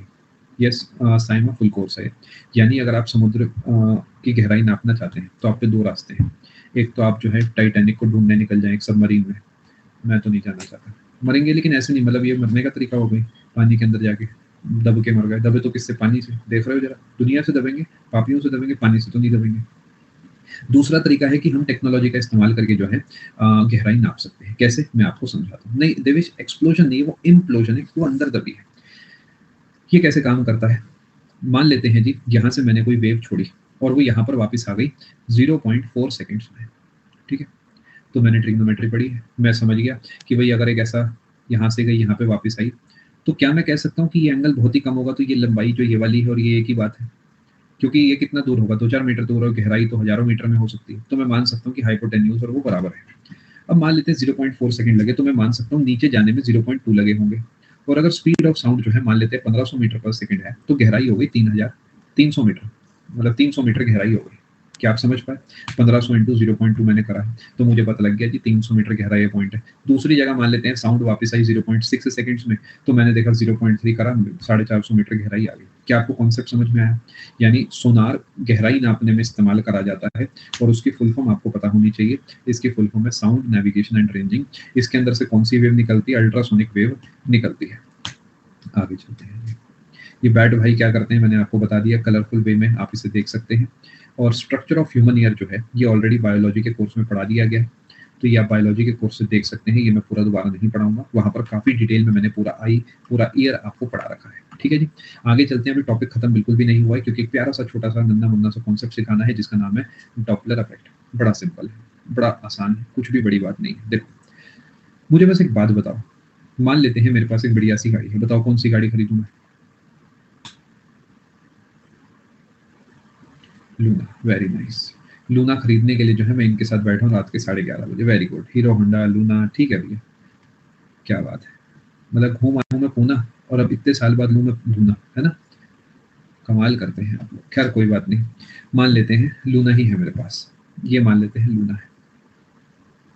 अब अगर मैं हॉर्न प्रेस करता हूँ, ठीक है, अगर मैं हॉर्न प्रेस करता हूँ, तो क्या आपको लगता है कि यहाँ से एक वेव निकलेगी इस तरीके की, सब तरफ वो आवाज जाएगी, और कुछ समय के बाद वो वेव आगे पहुंच चुकी होगी और एक और वेव निकलेगी? आप समझ पा रहे हैं? थोड़ी देर के बाद जब मैं देखूंगा तो ऐसे अलग अलग वेव्स आपको देखने को मिलेंगी। सोचिए जरा, क्या दिवेश आपके पेपर में ये ऑप्शन था?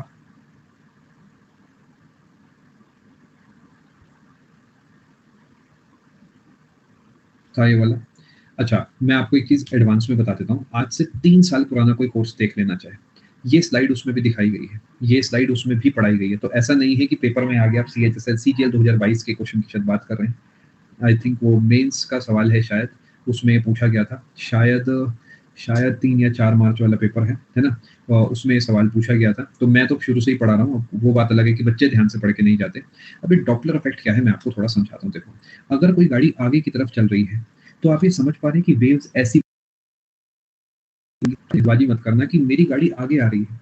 तो अगर गाड़ी रुकी हुई होती तो ऐसे सर्कल, ऐसे सेमी सर्कल बनते, बट क्योंकि गाड़ी आगे आ रही है तो अगली वेव प्रोड्यूस, जैसे पहली वेव बन गई, अगली वेव इसके पास से बनेगी। थोड़ा सा आप समझ पा रहे हैं जो मैं आपको समझाना चाह रहा हूँ? क्योंकि वो वेव के पास पास चल रही है। आप सोच के देखो, अगर यही मैं अपनी गाड़ी को साउंड की स्पीड से चला दूं, तो क्या आपको नहीं लगता ऐसी वेव बनेगी? अगर 100% समझ नहीं भी आएगा तो इट इज ओके, अपने को बस डेटा याद करना है। लेकिन एक्चुअली ऐसी वेव बनेगी, क्योंकि मैं, जैसे मेरी जितनी स्पीड से मेरी वेव आगे जा रही है, मैं भी उसके साथ ही जा रहा हूँ, तो अगली वेव एग्जैक्टली उसी पॉइंट पे बनेगी, बट पीछे की तरफ वो ऐसा गोल थोड़ा बड़ा बनाएगी। अब फिर से बोल रहा हूँ, अगर नहीं भी समझ आ रहा, इट इज ओके। बस अपने को ये ध्यान रखना है कि जब हमारी वेलोसिटी अलग अलग होती है, तो हमारी वेव की फ्रीक्वेंसी भी अलग अलग होती है। जब हम किसी तरफ तेजी से जा रहे हैं, तो वहां पर ये जो छल्ले जैसे हैं, जो रिंग्स हैं, जिन्हें वेव फ्रंट कह सकते हैं, वेव कह सकते हैं, ये जिस तरफ हम जाते हैं वहाँ पे ज़्यादा कंसंट्रेटेड होते हैं, और हमें पता है उस तरफ हाई फ्रीक्वेंसी होती है।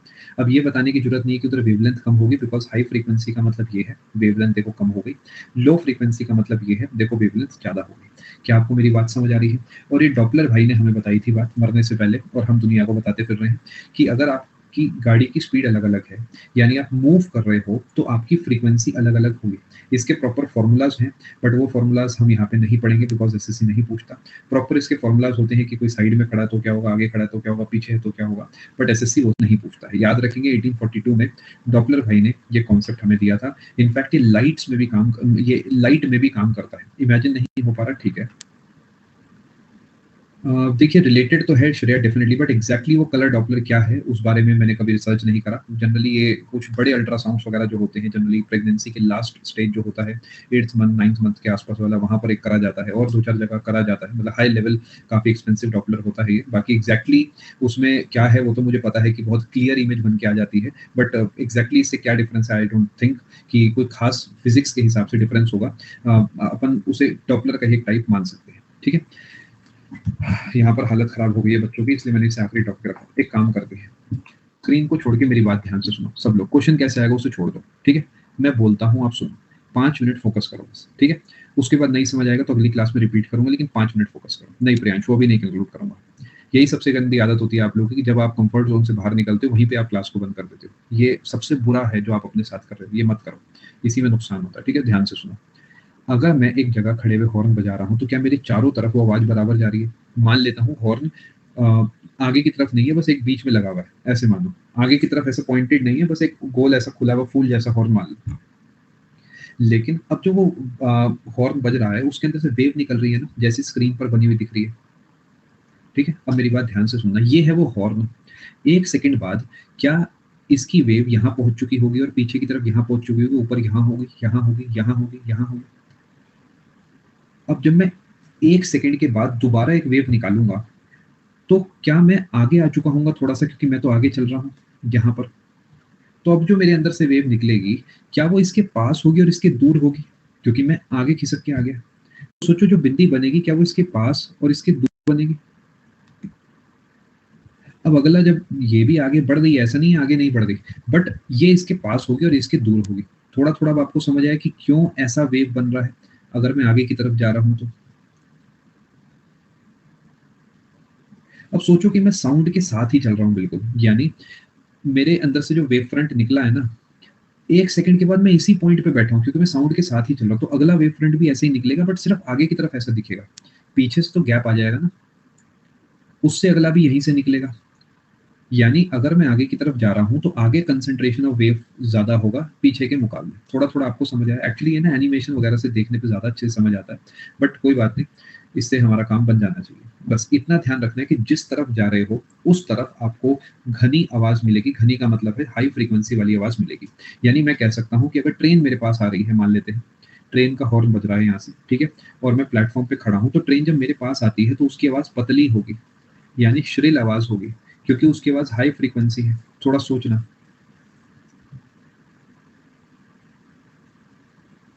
और जब ट्रेन जाएगी तो उसके आवाज भारी होगी। क्या आपको मेरी बात समझ आ रही है? यानी जब अप्रोचिंग ट्रेन होती है तो हाई फ्रीक्वेंसी, जब गोइंग ट्रेन होती है तो उस समय लोअर फ्रीक्वेंसी, ठीक है। अराइवल ऑफ ट्रेन के समय हाई फ्रीक्वेंसी और डिपार्चर ऑफ ट्रेन के समय लो फ्रीक्वेंसी। आगे बढ़ते हैं जी, इस डायग्राम को आप समझ गए? ये फैंसी फोटो बस आपको दिखाई है। सोनिक बूम में होता है जब आप साउंड के बैरियर को क्रॉस कर जाते हैं, यानी जब आप स्पीड ऑफ साउंड से चलेंगे तो ऐसे वेव बनेगी ना। मान लो आप स्पीड ऑफ साउंड से भी तेज चल रहे हो तो आपका वेव फ्रंट आपके पीछे रह जाएगा, क्योंकि आप जो आवाज निकाल रहे हो वो निकाल रहे हो 300 से, आप चल रहे हो 400 से, तो क्या आपकी वेव्स पीछे रह जाएंगी? यही है फास्टर देन द साउंड वाली सिचुएशन, जिसे आप हाइपरसोनिक या फिर सुपरसोनिक कैटेगरी के अंदर डालते हैं, ठीक है। छोटा सा concept, Doppler effect actually light में भी लगता है। आपको जो बात याद रखनी है वो सिंपल सी बात है। रेड शिफ्ट आपको तब देखने को मिलेगा जब स्टार दूर जा रहा है, ब्लू शिफ्ट आपको तब देखने को मिलेगा जब स्टार पास आ रहा है, ठीक है। समझ पा रहे हैं? सिंपल देसी भाषा में बोल रहा हूँ, ज्यादा कॉम्प्लेक्स नहीं कर रहा। रेड की फ्रीक्वेंसी जो है कम होती है ब्लू से, तो हाई फ्रीक्वेंसी तब होगा ना जब वो पास आ रहा है। अभी तक यही तो हम इतनी देर से समझते हैं, पास में वेव फ्रंट अलग बनते हैं और दूर में वेव फ्रंट अलग बनते हैं। तो सोचो कोई चीज दूर जा रही है तो लो फ्रीक्वेंसी वाली सिचुएशन होगी तो रेड शिफ्ट कहेंगे, और कोई चीज पास आ रही है तो हम कहेंगे ब्लू शिफ्ट हो रहा है इसके अंदर। क्या आपको मेरी बातें समझ आई दोस्तों? बस ये दो बातें याद रखनी है। रेड शिफ्ट का मतलब जो भी उसका कलर है वो हल्का रेडिश की तरफ हो जाएगा, और अगर मैं आपसे बात करता हूँ वो हमारे पास आ रहा है तो जो भी उसका कलर है वो हल्का ब्लूइश की तरफ हो जाएगा, ठीक है। थोड़ा थोड़ा आपको समझ आ रहा है? देखिए आपको ये समझना होगा, ये हाई लेवल टॉपिक्स हैं जिन्हें पढ़ने के लिए प्रॉपर हमें डिग्रीज लेनी पड़ती है, और हम चाह रहे हैं यहाँ पर 5 मिनट में इसे खत्म करना। तो 100% ऑफ द एक्सप्लेनेशन मैं भी यहाँ नहीं दे सकता, उसके लिए मुझे बहुत सारा डेटा ऐड करना पड़ेगा। यहाँ से एक यही सवाल आज तक बना है 2 से 3 बार, इसलिए मैंने यही डेटा आपको स्क्रीन पर दिखा दिया है।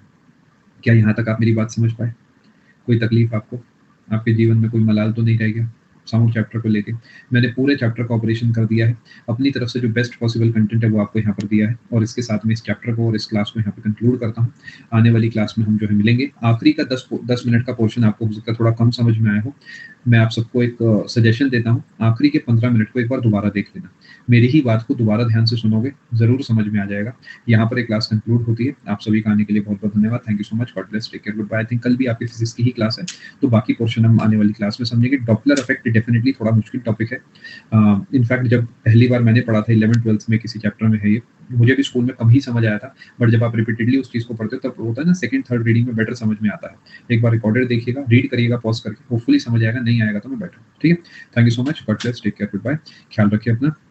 मिलते हैं आप सभी से कल वाली क्लास में। Thank you so much. God bless all.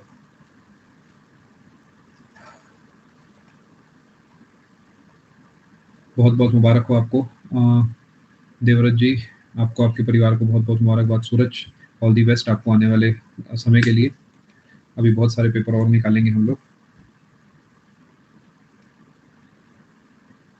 Mandeep, आपको भी बहुत-बहुत मुबारक हो। भी बड़ी खुशी होती है जब आप लोग के सिलेक्शन की फ़ोटोज़ वगैरह मैं देखता हूँ। बहुत-बहुत मुबारक हो जी। अभी लेकिन आगे बढ़ना है, यहाँ सेटल नहीं होना है। This is just the starting. Call भी अभी मैं लेने की कोशिश करता हूँ। गुड नाइट, जो जाना चाहे जा सकता है। अब सिर्फ डाउट्स लिए जा रहे हैं। अपकमिंग वीक्स में अभी नहीं आएगा स्नेहा जी, आप पुराना कोर्स लगाइए। जब आएगा मैं आपको बताऊँगा। पुराने कोर्सेज़ काफ़ी अच्छे से बनाए हैं।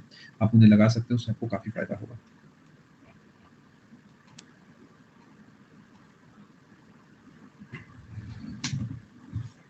Good evening.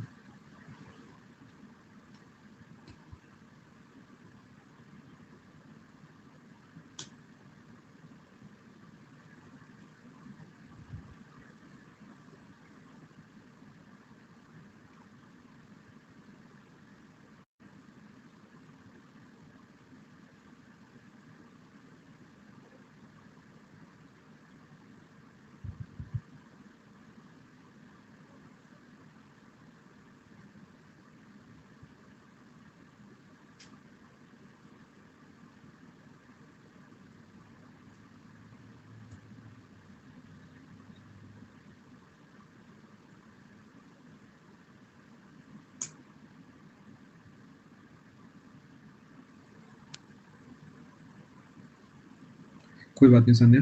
देखिए मैं आपको बता देता हूँ, आपने खुद ही अपने सवाल के सारे जवाब लिखे हुए हैं, क्योंकि मैं खुद ही कहने वाला था कि आप जीके को लेके परेशान कर रहे हैं, परेशान हो रहे हैं, बट मैथ्स भी आपकी थोड़ी मतलब मैं कमज़ोर नहीं कहूँगा, बट इससे ज़्यादा स्कोर करा जा सकता है उसमें। तो वो भी आपने खुद ही मेंशन कर दिया कि आपको मैथ्स में दिक्कत हो रही है। जहाँ पर दिक्कत हो रही है उससे हेड ऑन कोलिजन करें, यानी उसके पीछे पड़ जाइए। दिन के 2 से 4 घंटे डेली मैथ्स को दीजिए। मैथ्स में भी अगर आप अपना स्कोर ये आप समझ रहे हैं 90 नंबर में से अब मैं चाहूँगा कि आपका स्कोर 80 के आस-पास है, जो सच में डुएबल है। जिस तरीके की मैथ्स मेंस में पूछी गई है 22 में, मुझे पूरा विश्वास है डुएबल है। एंड आप मैथ्स पे थोड़ा-सा फ़ोकस करिए, ठीक है? जहाँ पे वीक हैं किसी एजुकेटर के कोर्स को लगाइए, प्रीवियस ईयर प्रैक्टिस करिए। आप इतने स्कोर ला रहे हैं तो वो टिप्स की आपको ज़रूरत नहीं है, आपको ऑलरेडी पता है आपको क्या पढ़ना है, कहाँ से पढ़ना है, बस उसे करिए। सुबह जल्दी उठिए, रात को लेट तक जागिए, मतलब कुछ भी करके सिलेक्शन लेना है अपना, ठीक है? निर्मल ने कितने घंटे काफ़ी है, इसका कोई भी फिक्स आंसर नहीं है, ये डिपेंड करता है आपने अभी तक कितने घंटे दे रखे हैं। तो आप देखिए कहाँ पे आप खड़े हैं। And for current affairs Sanya, I would suggest आप या तो मंथली या क्वार्टरली मैगज़ीन्स उठा सकते हैं अगर आपको हार्ड कॉपी से पढ़ना पसंद है। अगर आपको क्लासेस से पढ़ना पसंद है तो यूट्यूब या फिर अनअकैडमी पे किसी एजुकेटर को आप फॉलो करके देख सकते हैं। मैं खुद नहीं पढ़ाता तो वो चीज़ मैं अपने ऊपर बिल्कुल भी नहीं कह सकता कि आप मुझसे पढ़ो उस चीज़ को। आप यूट्यूब या अनअकैडमी पे किसी एजुकेटर को फॉलो कर लीजिए। Daily update I think paper के लिए मतलब ठीक ही ठीक है वाली बात है। एक्चुअली क्या है ना, देखिए पेपर में टिक तब लगेगा जब सेल्फ बैठ के उसे रट्टे मारे होंगे। इतना मैं जानता हूँ स्पेशली जीके के लिए। तो सुन लेना किसी वीडियो को एक असेसमेंट टाइप के लिए, उससे पेपर क्लियर नहीं होगा, डेटा याद होना चाहिए। डेली क्लास लेने की कोई नीड नहीं है सामने, आप मंथली मैगज़ीन्स या क्वार्टरली मैगज़ीन्स इस टाइप के कुछ खरीद के उससे भी याद कर सकते हैं, वरना कुछ वीकली क्लासेस या मतलब उस तरीके का कुछ देख सकते हो। बट डिटेल में ही पढ़ना पड़ेगा। मैं रिकमेंड करूँगा, आप एक काम कर सकते हो कि कोई बुक टाइप आप आपस में भी थोड़ा बता सकते हो, अगर आपने कोई करंट अफेयर्स फॉलो कर रहा है, उसे फ़ायदा मिल रहा है तो एक-दूसरे को सजेस्ट कर सकते हैं। सेकेंडली सान्या, देखिए ये कर सकते हैं आपकी जो इम्पोर्टेंट टॉपिक्स हैं, उसे पढ़ सकते हैं। जैसे आपको पता है कि स्पोर्ट्स से आना ही आना है, तो वो आपने इंटरनेट पे सर्च करके पढ़ लिया, यानी टॉपिक वाइज़ आपने उसके नोट्स बना लिए, पेपर से पहले उसे रिवाइज़ करके चले गए, ये कर सकते हैं आई थिंक। बाकी मैथ्स में definitely there is much more scope for improvement, उस पे थोड़ा-सा काम करिए।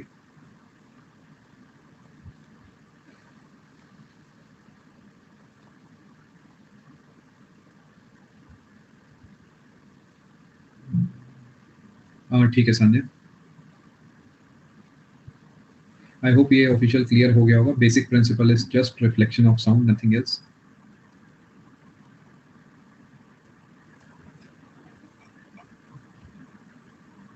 ग्रेविटी बनती कैसे है? ग्रेविटी बनती कैसे है ये एक्चुअली बड़ा कॉम्प्लेक्स सवाल है। इसके लिए अपने को बिल्कुल एटॉमिक लेवल पे जाना होगा। इसका आंसर मैं अभी नहीं दूंगा। In short SSC point of view पे ग्रेविटी उसमें होती है जिसमें मास होता है। मास वाली चीजें एक दूसरे को अट्रैक्ट करती हैं और उसी अट्रैक्शन के फोर्स को ग्रेविटेशनल फोर्स कहते हैं। ग्रेविटी क्या है? ऐसा कुछ भी नहीं होता ग्रेविटी जैसा। जो मैंने अभी बोला है वो ग्रेविटेशनल फोर्स के बारे में बोला है।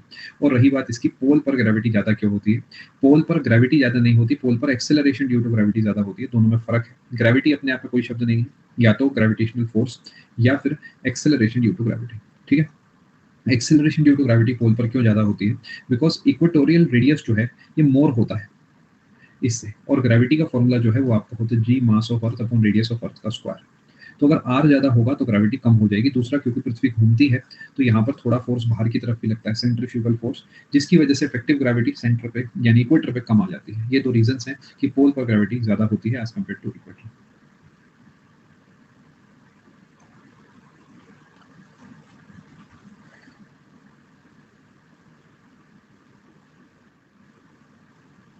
दिनेश, आपका रेजर हैंड मैंने एक्सेप्ट करा, फटाफट से बताइएगा प्लीज। सर नमस्ते।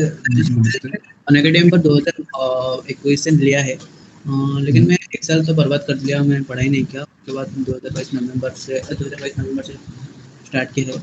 लेकिन अभी मेरा मैथ का कोर्स सर खत्म हो गया है, लेकिन अभी पढ़ने में प्रॉब्लम आ रहा है कि जब भी पढ़ता हूँ वो उसी बार हो जाती है, लेकिन जब छोड़ देता हूँ वो नहीं होता है। नोट्स बनाए हैं? जी सर, क्या है नोट्स? सारे नोट्स क्या है, ओनली वो साइंस के पार्ट बचा था, मैं सबसे कर रहा हूँ अभी। बनाए हैं आपने? हाँ जी, मैथ की नोट्स बनाए। आज आपने मैथ्स में क्या पढ़ा? परसेंटेज पढ़ा था। कल आपने क्या पढ़ा था मैथ्स में? वही परसेंटेज। परसेंटेज आपको आता है ना? सच वाली बात बताएं। हाँ जी आता है, लेकिन कुछ कुछ प्रॉब्लम बाद में नहीं आता है। आप एक बात बताइए, आपके पास एक कुर्सी है, ठीक है, उसके चारों पैर कमजोर हैं, एक पैर उसमें ठीक ठाक सा है, आपके पास 8-10 किले हैं, तो आपको क्या लगता है आपको उसी पैर में ठोकनी चाहिए जो मजबूत है या उन पे ठोकनी चाहिए जो कमजोर है? जो कमजोर है। आप तो इससे उल्टा काम कर रहे हो। आपको पता है आपको परसेंटेज आता है, अलजेब्रा या परसेंटेज में ज्यादा अच्छा क्या आता है आपको? वो तो 8% अच्छा आता है। तो आपको क्या लगता है आपको अलजेब्रा नहीं पढ़ना चाहिए फिर? पढ़ना तो चाहिए। आपने जो अपने नोट्स बनाए हैं उनके सवाल आपसे सॉल्व हो जाते हैं? वो तो सॉल्व हो जाते हैं, लेकिन बाद में जब फिर से वही प्रॉब्लम करता हूँ बाद में नहीं आता है। हफ्ते में कितने दिन ऐसे हैं? बिल्कुल ईमानदारी से बताइएगा। देखिए, आप सच बोलेंगे तभी मैं आपकी अच्छे से मदद कर पाऊंगा। जितने दिन आप मैथ्स पढ़ते हैं, 7 दिन में से कितने दिन आप मैथ्स पढ़ते हैं? 4 दिन। 4 दिन। और अंदाजा कितनी देर के लिए पढ़ते होंगे? एक दिन में 2 घंटा तो हो जाते हैं। 2 घंटे। अंदाजा 2 घंटे में कितने सवाल सॉल्व कर लेते होंगे? रफ आइडिया चाहिए बस। 20-30। 20। तो हफ्ते के 80 सवाल हो गए या 100 सवाल मान लो, है ना? जी। ये कम है काफी। आप मुझे बताओ, आपको मैथ्स पसंद नहीं है या फिर क्या चक्कर आ रहा है? आपको समझ में नहीं आ रही? थोड़ा सा मुझे बताओ कहाँ पे दिक्कत आ रही है मैथ्स में? नहीं सर, मैथ तो मेरे को पसंद था कि मेरा 10th भी अच्छा था, मैथ 12th में भी अच्छा था, लेकिन अब छोड़ दिया मैथ ग्रेजुएशन के टाइम में। खुद प्रैक्टिस कम करते हो ना? वही सर प्रॉब्लम जैसे है। एजुकेटर जैसे मैंने क्लास ली, मैंने क्लास में 25 सवाल करा दिए, तो क्या उसे बाद में खुद भी ट्राई करते हो एक बार क्लास खत्म होने के? सर दोबारा तो ट्राई कर लेता हूँ, लेकिन बाद में वो नहीं आता है, छोड़ देता हूँ तो फिर बाद में नहीं आता है। देखो, एक तो सबसे पहले रेगुलर होना पड़ेगा। 4 दिन में कुछ नहीं बनेगा। आप क्या वर्किंग हो, कहीं जॉब करते हो? नहीं सर। तो बाकी 3 दिन क्या करते हो? नहीं सर, थोड़ा घर के काम भी होते हैं। नहीं, देखो 2-4 घंटे तो आप निकाल सकते होगे ना? सही बात है। निकल सकते हैं। एक बार अच्छे से विचार करो, बुरा मत मानना मेरी बातों का। जो मैं समझा रहा हूँ आपकी भलाई की बात है कि 3 दिन का घर का काम अगर है तो कम कराओ अपने जिम्मे। थोड़ा घर वालों से बात करो, भाई मेरे को अगर करियर बनाना है तो मुझे समय ज्यादा चाहिए होगा। एक काम करो, आपने नोट्स परसेंटेज के अलावा और क्या आपको आता है सही से? प्रॉफिट एंड लॉस सारे आता है, लेकिन बाद में जब करता हूँ वो नहीं आ रहा है बस। अब मेरे कहने से इस 2 घंटे के टाइम को 3 से 4 घंटे कर सकते हो, चाहे 1-1 घंटे के 4 पार्ट या 2-2 घंटे के 2 पार्ट। टाइम बढ़ा दो बस, और कुछ नहीं। जिसमें सुबह जब कितने बजे उठती है? जिस सुबह कितने बजे उठते हो? सर 5 बजे से। और 5 बजे सबसे पहले क्या पढ़ते हो? जी सर, अभी तो बायोलॉजी पढ़ता हूँ आपका, जो बायोलॉजी का कोर्स कर क्या रही चीज़? है, कोई बायोलॉजी पढ़ता क्या हूँ, उसके पढ़ते हो? बाद कैलकुलेशन करता हूँ। दोबारा बोलें। जी सर, पहले बायोलॉजी का क्लास लेता हूँ। उसके बाद? अभी उसके बाद कैलकुलेशन का 1 आवर हो जाती है, उसके बाद इंग्लिश का 1 आवर। आपकी आवाज़ काफ़ी कम हो गई, माइक के पास आएँ। जैसे पहले तो बायोलॉजी है, उसके बायोलॉजी बाद का, कैलकुलेशन है, उसके बाद? उसके बाद इंग्लिश का 1 आवर कर लेता हूँ। उसके बाद? उसके बाद जीएस और जो मैं स्टेट का एग्जाम देता हूँ उसका भी थोड़ा देख लेती हूँ। कंप्यूटर वगैरह थोड़ा क्या देख देख लेती लेते हैं आप थोड़ा? मतलब सब्जेक्ट बताएँ मुझे। हूँ। तो जीएस और कंप्यूटर। मैथ्स को किसी तरीके आप टाइम निकालो। देखो क्या है ना कि हर बच्चे का अपना-अपना होता है हिसाब। तो मैं आपको ये नहीं कहना चाह रहा सुबह उठ के मैथ्स कर लो या रात को कर लो। 2 घंटे में काम नहीं बनेगा। आप बस मेरी ये बात समझ रहे हो? जी सर। इसे किसी भी तरीके 4 घंटे के आस-पास आपको पहुँचाना होगा और 4 दिन की जगह 7 दिन नहीं तो 5 से 6 दिन तो इसे पढ़ना पड़ेगा। और पढ़ना क्या है, जो आपने नोट्स बना रखे हैं, नोट्स अच्छे से बना रखे हैं, क्वेश्चन आंसर दोनों हैं आपके पास? जी सर। हैं क्वेश्चन आंसर दोनों? जी सर, दोनों है। हाँ, उसे अच्छे से करें आप। मतलब ईमानदारी से एक बार ऊपर वाले का नाम लेके ढंग से दोबारा बैठें, जो हो गया उसे जाने दें। बिना मैथ्स के पेपर क्लियर नहीं होगा, पहली बात। दूसरे नंबर पे 2 घंटे 4 दिन पढ़ के बेटा मैथ्स नहीं हो पाएगा। एक तो इसे 2 घंटे की जगह 4 घंटे के आस-पास करो, सुबह, शाम, दोपहर जब मन करे। और 4 की जगह कोशिश 6 दिन की करो, 6 नहीं तो 5 दिन। ठीक है? जी जो अपने नोट्स हैं उन्हीं क्वेश्चंस को एक बार आंसर छुपा-छुपा के, होता है ना, पेज छोटा-सा फाड़ के क्वेश्चन के आंसर के ऊपर रख दिया और करके देखा। नहीं बना तो देख के सॉल्व कर लिया, फिर थोड़ी देर बाद उस क्वेश्चन को दोबारा कर। इस तरीके मेहनत करो। क्योंकि एजुकेटर एक लिमिट तक पढ़ा सकते हैं, उसके बाद आपको सेल्फ स्टडी करनी है। तो सेल्फ स्टडी पे थोड़ा ज़्यादा फोकस करो आप। इसे 4 घंटे तक लेके जाओ। ट्राई करो एक बार, होपफुली इससे काम बनेगा। नहीं बने तो आप मुझे दोबारा कभी मुझसे मिल के बात आप कर सकते हो, ठीक है? जी बाकी सर, और इंग्लिश। घबराएँ नहीं, देखिए वही है कि मैं जानता हूँ जितनी आसानी से हम लोग कह देते हैं उतना आसान होता नहीं है, बट जो सही रास्ता है वो ये रास्ता है। जी सर। ठीक है? जी सर, ये एक बात है कि जब मैं बात करता हूँ तो 2-4 प्रॉब्लम नहीं होता है तो फिर हट जाता है ना। कोई बात नहीं, धक्का दो उन्हें, जान दो। आपके पास सॉल्यूशन तो होता है ना, वहाँ से देख लो कैसे करा है, फिर उस क्वेश्चन को दोबारा करके देखो। जी ये सर। सबके साथ है, अगर आप मैथ्स के क्वेश्चन लगाएँगे तो हो सकता है आधे ना बने। कोई बात नहीं, अपने पास सॉल्यूशन तो है ना कॉपी में, देख लो उसे। किस लिए? किसी इस दिन के लिए तो बनाए थे वो। सॉल्यूशन को देख के फिर से छुपा दो, फिर से ट्राई करो। ठीक है? जल्दबाजी नहीं करनी, जल्दबाजी में नहीं होगा तैयार मैथ्स। और परसेंटेज से थोड़ा आगे बढ़ जाओ अब, बहुत कुछ और भी है। ठीक है? जी सर। जी चलो, सर, और ऑल द जो बेस्ट आपका, आपको। हाँ, बताइए। जी सर, जो फिजिक्स, केमिस्ट्री और बायोलॉजी का क्लासेस पड़ा है आपका जो प्रगति मंत्रों पे, तो उधर सर मैं कैसे उसको कंप्लीट करूँगा एक एक बार? एक साथ तीनों का ले जाऊँगी, फिर एक पे कंप्लीट होने नहीं, के नहीं, बाद नहीं, एक। एक साथ नहीं। आप केमिस्ट्री या बायो में से जो आपका मन करे, जो आपको अंदर से है ना आवाज़ कि मैं कर लूँगा आराम से, वो उठा लो। फिज़िक्स को एंड में कर लेना। फिज़िक्स का काफ़ी सारा पोर्शन मैंने ऑलरेडी अब यहाँ करा दिया है। केमिस्ट्री थोड़ा छोटा रहता है कंटेंट वाइज़, तो अगर आपको जल्दी निपटाना है तो केमिस्ट्री, अगर आपको बायोलॉजी मन है तो बायोलॉजी कर सकते हो। पहले एक चीज़ करो अच्छे से, उसे कंप्लीट करो, दिन में 2-2 क्लासेस कोशिश करो, देखो, और फटाफट से उसे 10, 15, 20 दिन में पैक कर दो नोट्स के साथ। उसके बाद दूसरा उठाओ, उसके बाद तीसरा उठाओ। जी सर, थैंक यू। ठीक है? Thank you. चलो, ऑल द बेस्ट। जैसे मन करे निर्मल्य वैसे करें। सच बात यही है कि सबका अपना-अपना तरीका है। जैसे मन करे वैसे करें। ज़्यादा क्वेश्चन करने से काम बनेगा निर्मल्य, मिक्स करो, जैसे मन करे वैसे करो।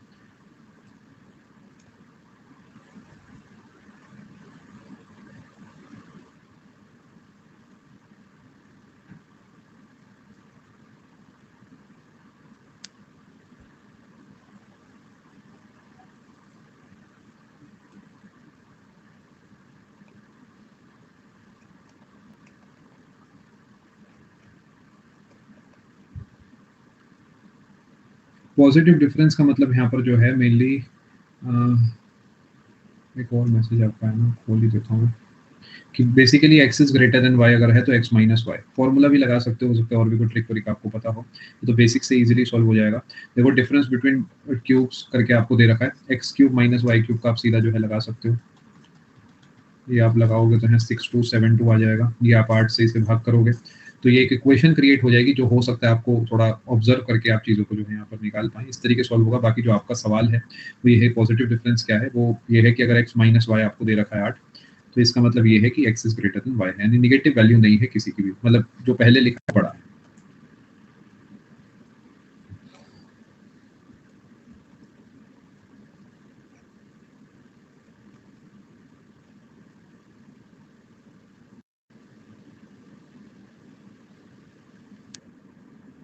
मार्क्ड एंड सेव में आपने देखिए मैं आपको एक चीज़ बता देता हूँ। सबसे पहले मार्क्ड एंड सेव में कोई गलती करी होगी। आंसर मार्क करने के बाद सेव दबाना होता है। आई थिंक कुछ मिसअंडरस्टैंडिंग हो रही है आपको इस पार्ट पे। जो आपने अटेम्प्ट करा है, मार्क्ड फॉर रिव्यू अगर आपने करा है, तो अगर आपने उसमें आंसर क्लिक करने के बाद आपने सेव करा था, तो डेफिनिटली वो काउंट होता है। और अब ये आपके कंट्रोल में नहीं है, तो इसे जाने दीजिए, इस बारे में आप ज़्यादा परेशान ना हो। मतलब मेन तैयारी पे फोकस करिए आप।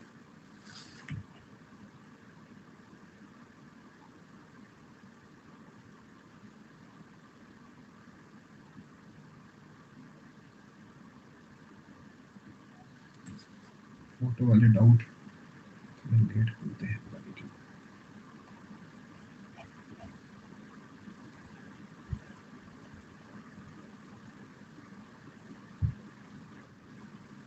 डीआर जल्दी जल्दी बताएं बेटा please, no doubt. Hello sir. Hello ji dear, sir, मैं वैभव बोल रहा हूँ। आप माइक के पास आ जाएं प्लीज। सर मैं वैभव बोल रहा हूँ। वैभव, यस सर। जी बताएं। सर मेरा ये सीन था कि मैंने एडमिशन लिया है बीसीए में। ठीक तो है। सर मैं 3-4 महीने से तैयारी कर रहा हूँ, लेकिन मैं खुद को मतलब वही देख रहा हूँ कि मैंने जो गलती जेईई की तैयारी में की थी, कि जैसा मैंने किया था कि मैं डेली सोचता था मैं ये कर लूंगा, लेकिन कुछ ना कुछ सर्कमस्टेंसेस की वजह से वही रह जाता था। और मेरा ठीक है। ये सेल्फ डिसीजन भी था कि मेरे अच्छे परसेंटाइल आए भी तब भी मुझे बीटेक नहीं करना है, ठीक है। क्योंकि प्राइवेट सेक्टर में नहीं जाना है। तो सर मैं डेली तैयारी करता, लेकिन वही मेरे साथ डेली यही होता कि मैं ये सोचता मुझे इतना पोर्शन करना है, और मैं उसी में लैग कर जाता हूँ। या फिर एक तरह से ये भी क्योंकि मैंने 3 साल जेईई की तैयारी की और मुझे सेटिस्फैक्शन वाला रिजल्ट नहीं मिला, तो मेरे दिमाग में परमानेंट वो भी चला करता है। इसीलिए मैं खुद भी अंदर ही अंदर मतलब पता नहीं कैसा होता जा रहा, मुझे खुद नहीं समझ में आ रहा। देखिए सबसे पहली बात, सब फेल होते हैं। मैं ये नहीं कह रहा आप फेल हुए हैं, बट अगर आप फेल भी हुए हैं ना, तो भी कोई बड़ी बात नहीं है, क्योंकि यस सर। जीवन यही है। देखो, सबके लिए सीटें नहीं है किसी भी कॉलेज में, सरकार के पास यही जीवन है कि लाखों लोग ट्राई करते हैं, कुछ हजार सिलेक्ट होते हैं और बाकी सब फिर से ट्राई करते हैं। यही एसएससी की फील्ड में है, यही आपकी आईआईटी की फील्ड में है, ये सब जगह है, यूपीएससी, स्टेट पीएससी, सब जगह यही हाल है। तो देखिए यस जो हो गया उसे तो जाने दो। ये आपका फैसला था ना कि आपको प्राइवेट की तरफ नहीं जाना, यस तो सर। फिर उसको तो भूल जाओ, जो आपने तैयारी करी उसे भूल जाओ। समझ गए? क्योंकि आपने छोड़ा है, ऐसा तो नहीं है कि आप चूज नहीं कर सकते थे। आपके पास ऑप्शन था, आपने अपने लिए बेहतर फैसला लिया और आप जो है इस तरफ आ गए। अब आप इस तरफ आ गए तो उस तरफ मुड़ के मत देखो। रही बात इसकी कि मैं जो टारगेट बनाता हूँ पूरा नहीं हो पाता, 10 में से 6-7 बच्चे इसी परेशानी में जूझ रहे हैं। 2-3 गलतियां हो सकती हैं। सबसे पहले मोबाइल का ज़्यादा इस्तेमाल। अपने आप से विचार करना, मुझे जवाब मत दो। बहुत सोच समझ के कह रहा हूँ। मोबाइल का ज़्यादा इस्तेमाल एक वजह हो सकती है, चाहे वो काम की चीज़ के लिए हो या वो ज़बरदस्ती के इंस्टाग्राम, यूट्यूब के लिए हो, ठीक है? हो सकता है मैं गलत हूँ, मैं आपको नहीं जानता। हो सकता है आप उस तरीके के ना हो, बट ये आम बच्चा जो गलती करता है वो ये है कि वो एग्ज़ॉस्ट हो जाता है पूरे तरीके। आप में से बहुत सारे बच्चे ऐसे हैं जो जब 10 बजे क्लास में आते हैं ना, तो क्लास में आने से 10 मिनट पहले फ़ोन चलाते हैं। उन्हें लगता है कि क्लास में तो पढ़ना है, थोड़ा ब्रेक ले लेता हूँ। बेवकूफ़ी है, क्योंकि आँखें तब तक दर्द करने लगती है जब अब मैं क्लास में लाइव आता हूँ ना, ऑलरेडी आप में बैटरी खत्म होती है। सबसे पहले यस देखिए सर। फ़ोन का ज़्यादा इस्तेमाल तो नहीं हो रहा। कल अगर बढ़िया चाहिए तो आज की कुर्बानी देनी पड़ेगी। अगर आज मज़े करोगे तो कल ज़्यादा काम करना पड़ेगा। अगर कल मज़े करने हैं परिवार के साथ मिलके तो आज ज़्यादा काम करना पड़ेगा। डोंट बी सेल्फिश, ठीक है? अपने सुख के लिए फ़ोन चलाना या फिर बाकी सबके सुख के लिए पढ़ाई करना, ये थोड़ा-सा फैसला आपका है। बहुत मुश्किल है फ़ोन का साथ छोड़ना, बट छूट जाता है अगर चाहोगे तो। दूसरे नंबर पे, एक ही दिन में बहुत सारे सब्जेक्ट नहीं उठाने अपने को। एक दिन में जैसे आपको भी दिक्कत आ रही है तैयारी में, तो 2 या 3 सब्जेक्ट से ऊपर मत उठाओ। उसमें एक सब्जेक्ट ऐसा ज़रूर डालो जो हल्का हो। जैसे आपको रीज़निंग करने में मज़ा आता है। अगर आपने मैथ्स का कोई ऐसा चैप्टर उठा रखा है जो भारी है, तो रीज़निंग का एक ऐसा चैप्टर उठाओ जो आपको मज़ा आता है करने में। फॉर एग्ज़ाम्पल आपको पता है कि मुझे वो पैटर्न मेकिंग वाले सवाल अच्छे लगते हैं, मिरर इमेज वाले सवाल अच्छे लगते हैं। तो मान लो वो तो ज्योमेट्री आपको टफ लगती है, तो जब तक ज्योमेट्री कर रहे हो ना, तब तक रीज़निंग के हल्के-हल्के चैप्टर करो। उससे बैलेंस बना रहता है। अगर आप सोचोगे मैं दिन में फिज़िक्स भी पढ़ लूँगा, बायोलॉजी भी पढ़ लूँगा, हिस्ट्री भी पढ़ लूँगा, मैथ्स भी पढ़ लूँगा, अरिथमेटिक एडवांस, कुछ फ़ायदा नहीं है। अपनी क्षमताओं को समझते हुए प्लान बनाएँ। 2 बातें मैंने सिखाई हैं, एक मोबाइल का कम इस्तेमाल, दूसरा नंबर ऑफ यस। सब्जेक्ट्स को कम करना, और एक सब्जेक्ट भारी तो दूसरा सब्जेक्ट हल्का। तीसरे नंबर पे आप जो है ये करके देख सकते हैं, अगर आपके लिए पॉसिबल है, अगर आप सुबह जल्दी उठते हैं, थोड़ा-सा वॉक पे जाइए। बिना ईयरफ़ोन लगाए थोड़ा-सा वॉक पे जाएँ, आधा घंटा, 15 मिनट, उससे डेफ़िनिटली आपको फ़र्क महसूस होगा। और अब आगे बढ़ो, जो हो गया उसे जाने दो, कोई बड़ी बात नहीं है। आगे बथेरे पेपर पड़े हैं आपके सामने, उन्हें दो, क्योंकि करियर अब बनना है। आईआईटी में जाके कोई करियर 100% थोड़ी बन जाता। समझ रहे हैं आप यस जो मैं आपको कहना चाह रहा हूँ? वहाँ जाने के बाद भी आपको 3-4 साल फाइट करनी पड़ती है, वो फाइट यहाँ पे कर लो। Yes sir. और मैं एक चीज़ मतलब बताना चाहता हूँ, क्योंकि मैं खुद भी उस चीज़ से बहुत मतलब कि हो गए होंगे 2021 तब से परेशान हूँ, मैं किसी से शेयर भी नहीं कर पाया हूँ। आप ये ध्यान रखना है पब्लिक प्लेटफॉर्म में जो भी आप बताओ उससे पहले। जी बताएं। Yes sir. No sir, not like that, but during the covid period बहुत लोगों ने बहुत अपने खास लोगों को खोया था। बिल्कुल। मैं भी उनमें से एक हूँ। और मैं तब से मतलब मैंने किसी से शेयर भी नहीं किया, और मैं अपने में चेंज भी मैंने तभी से पाया था, बिल्कुल। क्योंकि मैं उससे पहले के अपने जेईई के स्कोर कार्ड्स देखता था और उसके बाद के तो बहुत वास्ट डिफरेंस था। जैसे कि जो मैं पहले स्कोर करता था 140 150 के आसपास, वो वाला जो इंसिडेंट था उसके बाद मेरा स्कोर सडन डाउनफॉल हुआ था कि 80 70, उसके बाद इतना बुरा आया था। उसके बाद तब से लेके अब तक मैं वहां से मतलब कि निकल भी नहीं पा रहा हूँ। ठीक है। देखिए इस चीज़ में कोई किसी की कोई मदद नहीं कर सकता। मैं आपको बिल्कुल साफ बोल रहा हूँ। जो किसी के भी जाने का गम होता है, जो कमी है वो कोई पूरी नहीं कर सकता, ये तो आप जानते होंगे। कोई ऐसी मोटिवेशनल वीडियो टॉक नहीं है जो उस गैप को फिल कर दे। बट आप एक दूसरे सेंस में सोचो, बाकी सब तो है ना। यस ये लाइन बड़े काम की है, शायद आप अभी इसकी गहराई नहीं समझे। कोई नहीं है लेकिन कोई बचा भी तो है ना अभी। समझ रहे हैं क्या कहना चाह रहा हूँ मैं? कुछ लोग तो अभी हैं जिनके लिए सपना पूरा करना है, नहीं है कोई, है ना? हम सब पे होते हैं कुछ लोग। Yes sir. उनके लिए क्यों ना उस चीज़ को पूरा करा जाए।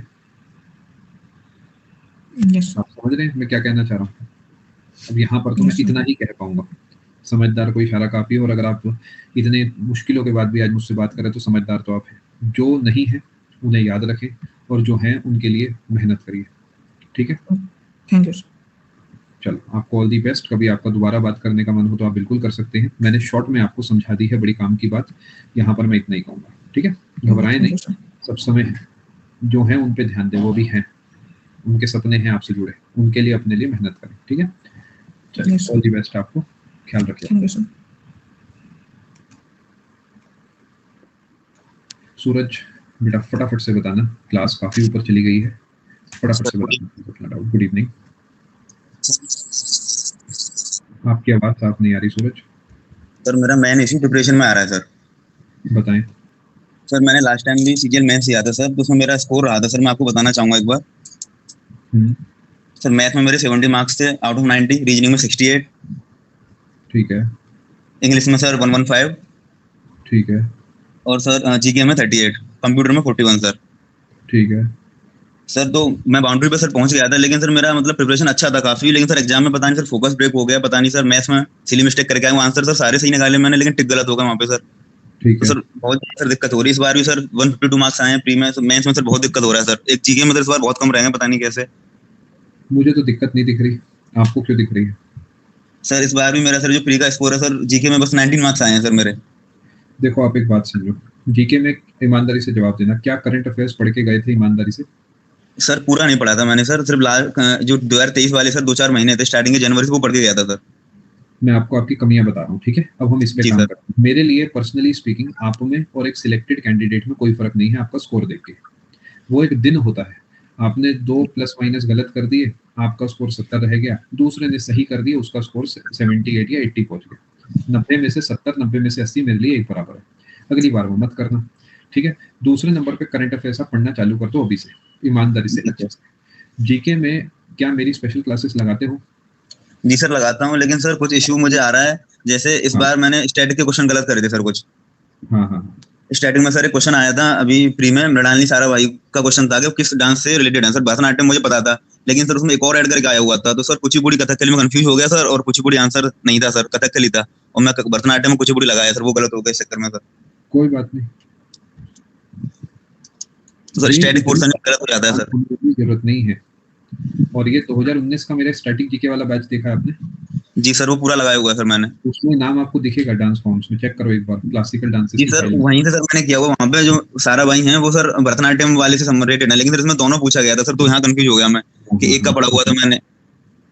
ठीक है, चलो इसको लेके तो चलो एक पर्टिकुलर क्वेश्चन हो गया। इसके अलावा सर एक मॉडर्न हिस्ट्री का क्वेश्चन था सर, वो भी सर पढ़ा ही नहीं था। एक लीजेंड टाइगर करके सर आया था कि किसने मतलब बनाई थी ये, वो भी सर पढ़ा हुआ नहीं था सर। ऐसे सर 2-3 क्वेश्चन मेरे सर जीके में गलत हो गए सर। करंट का सर क्वेश्चन मेरी शिफ्ट में 1-2 क्वेश्चन थे सर, वो मैंने सही हो गए थे। करंट के गैस करके करे थे मैंने सर, सही हो गए थे। लेकिन सर मेनली जो गलत हुआ सर स्टैटिक का ज्यादा हुआ सर मेरा। चलो एक काम करते हैं, मैं अपनी तरफ से स्टैटिक की थोड़ी फ्रीक्वेंसी स्पेशल में बढ़ा देता हूँ और लेटेस्ट वाला जो आपका कंटेंट है वो अपनी तरफ से मैं ऐड करने की कोशिश करता हूँ।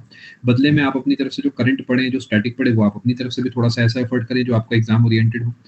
यानी जब आप मॉक टेस्ट दें तो उसमें 25 सवाल आपको दिखे, कोशिश करें after submission of the paper उन सभी सवालों पे थोड़ा सा आप जो है गूगल मारें, जिससे कि आपको कुछ नया सीखने को मिले और उसे अपने पास लिखें। जी सर, मुझे इस बार सीजीएल में सर एनी हाउ लेना है सिलेक्शन सर, क्योंकि सर मेरा ड्रीम ही यही है जी। ज्यादा नहीं घबराना, अपने ऊपर जबरदस्ती प्रेशर नहीं डालना, बिल्कुल लेना है सिलेक्शन और मैं समझता हूँ, लेकिन जबरदस्ती अपने ऊपर सिरदर्दी नहीं लेनी। खुशी खुशी भी लिया जा सकता है सिलेक्शन, ठीक है। सिलेक्शन कैसे होगा? पेपर में सवाल दिखेगा, 4 ऑप्शन होंगे, सही पे टिक करोगे, करते चलोगे, सिलेक्शन हो गया। यही है ना बस? जी सर। नहीं तो है, तो बस इसके लिए क्या करो, प्रैक्टिस अपनी चालू रखो, ज्यादा सर नहीं जैसे घबराना। मैं सर ये पूछ रहा था सर, जैसे मैथ्स में सर अभी मेरा सही चल रहा है, मैथ्स में सर इस बार मेरे 48 मार्क्स आए हैं, तो सर मैथ्स को मैं जो फ्रीक्वेंसी चल रही है वही चालू रखूं या फिर सर उसे कम करके जीके बढ़ा लूं सर? जीके बढ़ा दो, जी सर। क्योंकि मैथ्स में तो आप देखो सैचुरेशन पे हो, 48 का मतलब 50 है। मैं आपको बिल्कुल साफ बोलूं, मेरे लिए 45 प्लस इज इक्वल टू 50, क्योंकि हो सकता है मैं भी बैठूं, हो सकता है मेरे भी 48 या 47.5 है, हो सकता है 45 आ जाए। जी सर। ठीक है, तो ज्यादा नहीं घबराना, मैथ्स को थोड़ा सा कम समय देके, ऐसा नहीं मैथ छोड़ना नहीं है, डेली कर रहे हो तो डेली करना है, बस अगर उसे आप मान लो 10 मिनट दे रहे हो तो उसकी जगह हम उसे 6 मिनट देंगे अब पेपर से पहले, फिर उसे 10 कर देंगे। लेकिन अभी के लिए हम करंट अफेयर्स या जो स्टैटिक वाले पोर्शन में आपको तकलीफ है वो सब थोड़ा पढ़ना चालू करें। इधर मैं भी कोशिश करता हूँ, कुछ डेटा आपके लिए मैं बढ़ाता हूँ। जी सर। ठीक है जी सर। सर बाकी सर मुझे समझ नहीं आ रहा था सर कहाँ लैग कर रहा हूँ, बार बार सर दिक्कत हो रही थी सर। सोच में लैग कर रहे हो, बाकी बढ़िया हो, होशियार हो, बस ये है घबराओ मत, थोड़ा सा वॉक वगैरह पे जाना चाहो जाओ, और सोने से पहले अगला दिन प्लान करके सोया करो, बाकी सही जा रहे हो। जबरदस्ती के सजेशन में नहीं देता हूँ, जब मुझे दिख रहा है बच्चा सही जा रहा है तो बस अपने दम पे चलते रहो, हो जाएगा सिलेक्शन। एक बार नहीं हुआ इसका ये मतलब नहीं कि कभी नहीं होगा, हो जाएगा। नहीं सर 2021 वाला भी दिया सर मैंने, उसमें फाइनल मैरिट में आउट हो गया सर मैं कुछ ही मार्क्स से सर। कोई फर्क नहीं पड़ता, कोई फर्क नहीं पड़ता, ये नया मौका है ना आपके पास, बस इस पे ध्यान दो, जो हो गया वो जाने दो। सचिन भी 0 पे आउट हुए हैं, सचिन ने 200 भी मारे हैं, कोहली भी 0 पे आउट हुए हैं, धोनी भी 0, मतलब सभी समझ रहे हो तो जो मैं आपको मैसेज देना चाह रहा हूँ, मैं मोटिवेशनल स्पीकर नहीं कर रहा, बट जो मैसेज देना चाह रहा हूँ वो ये है कि कोई नहीं, अगली बार फिर खेलेंगे, क्या बड़ी बात है। जी सर। ठीक है, चलो जी sir, thank you sir. Thank you. चलिए दोस्तों, 12 बज गए हैं, यहाँ पे क्लास कंक्लूड करते हैं। Thank you so much, good night all.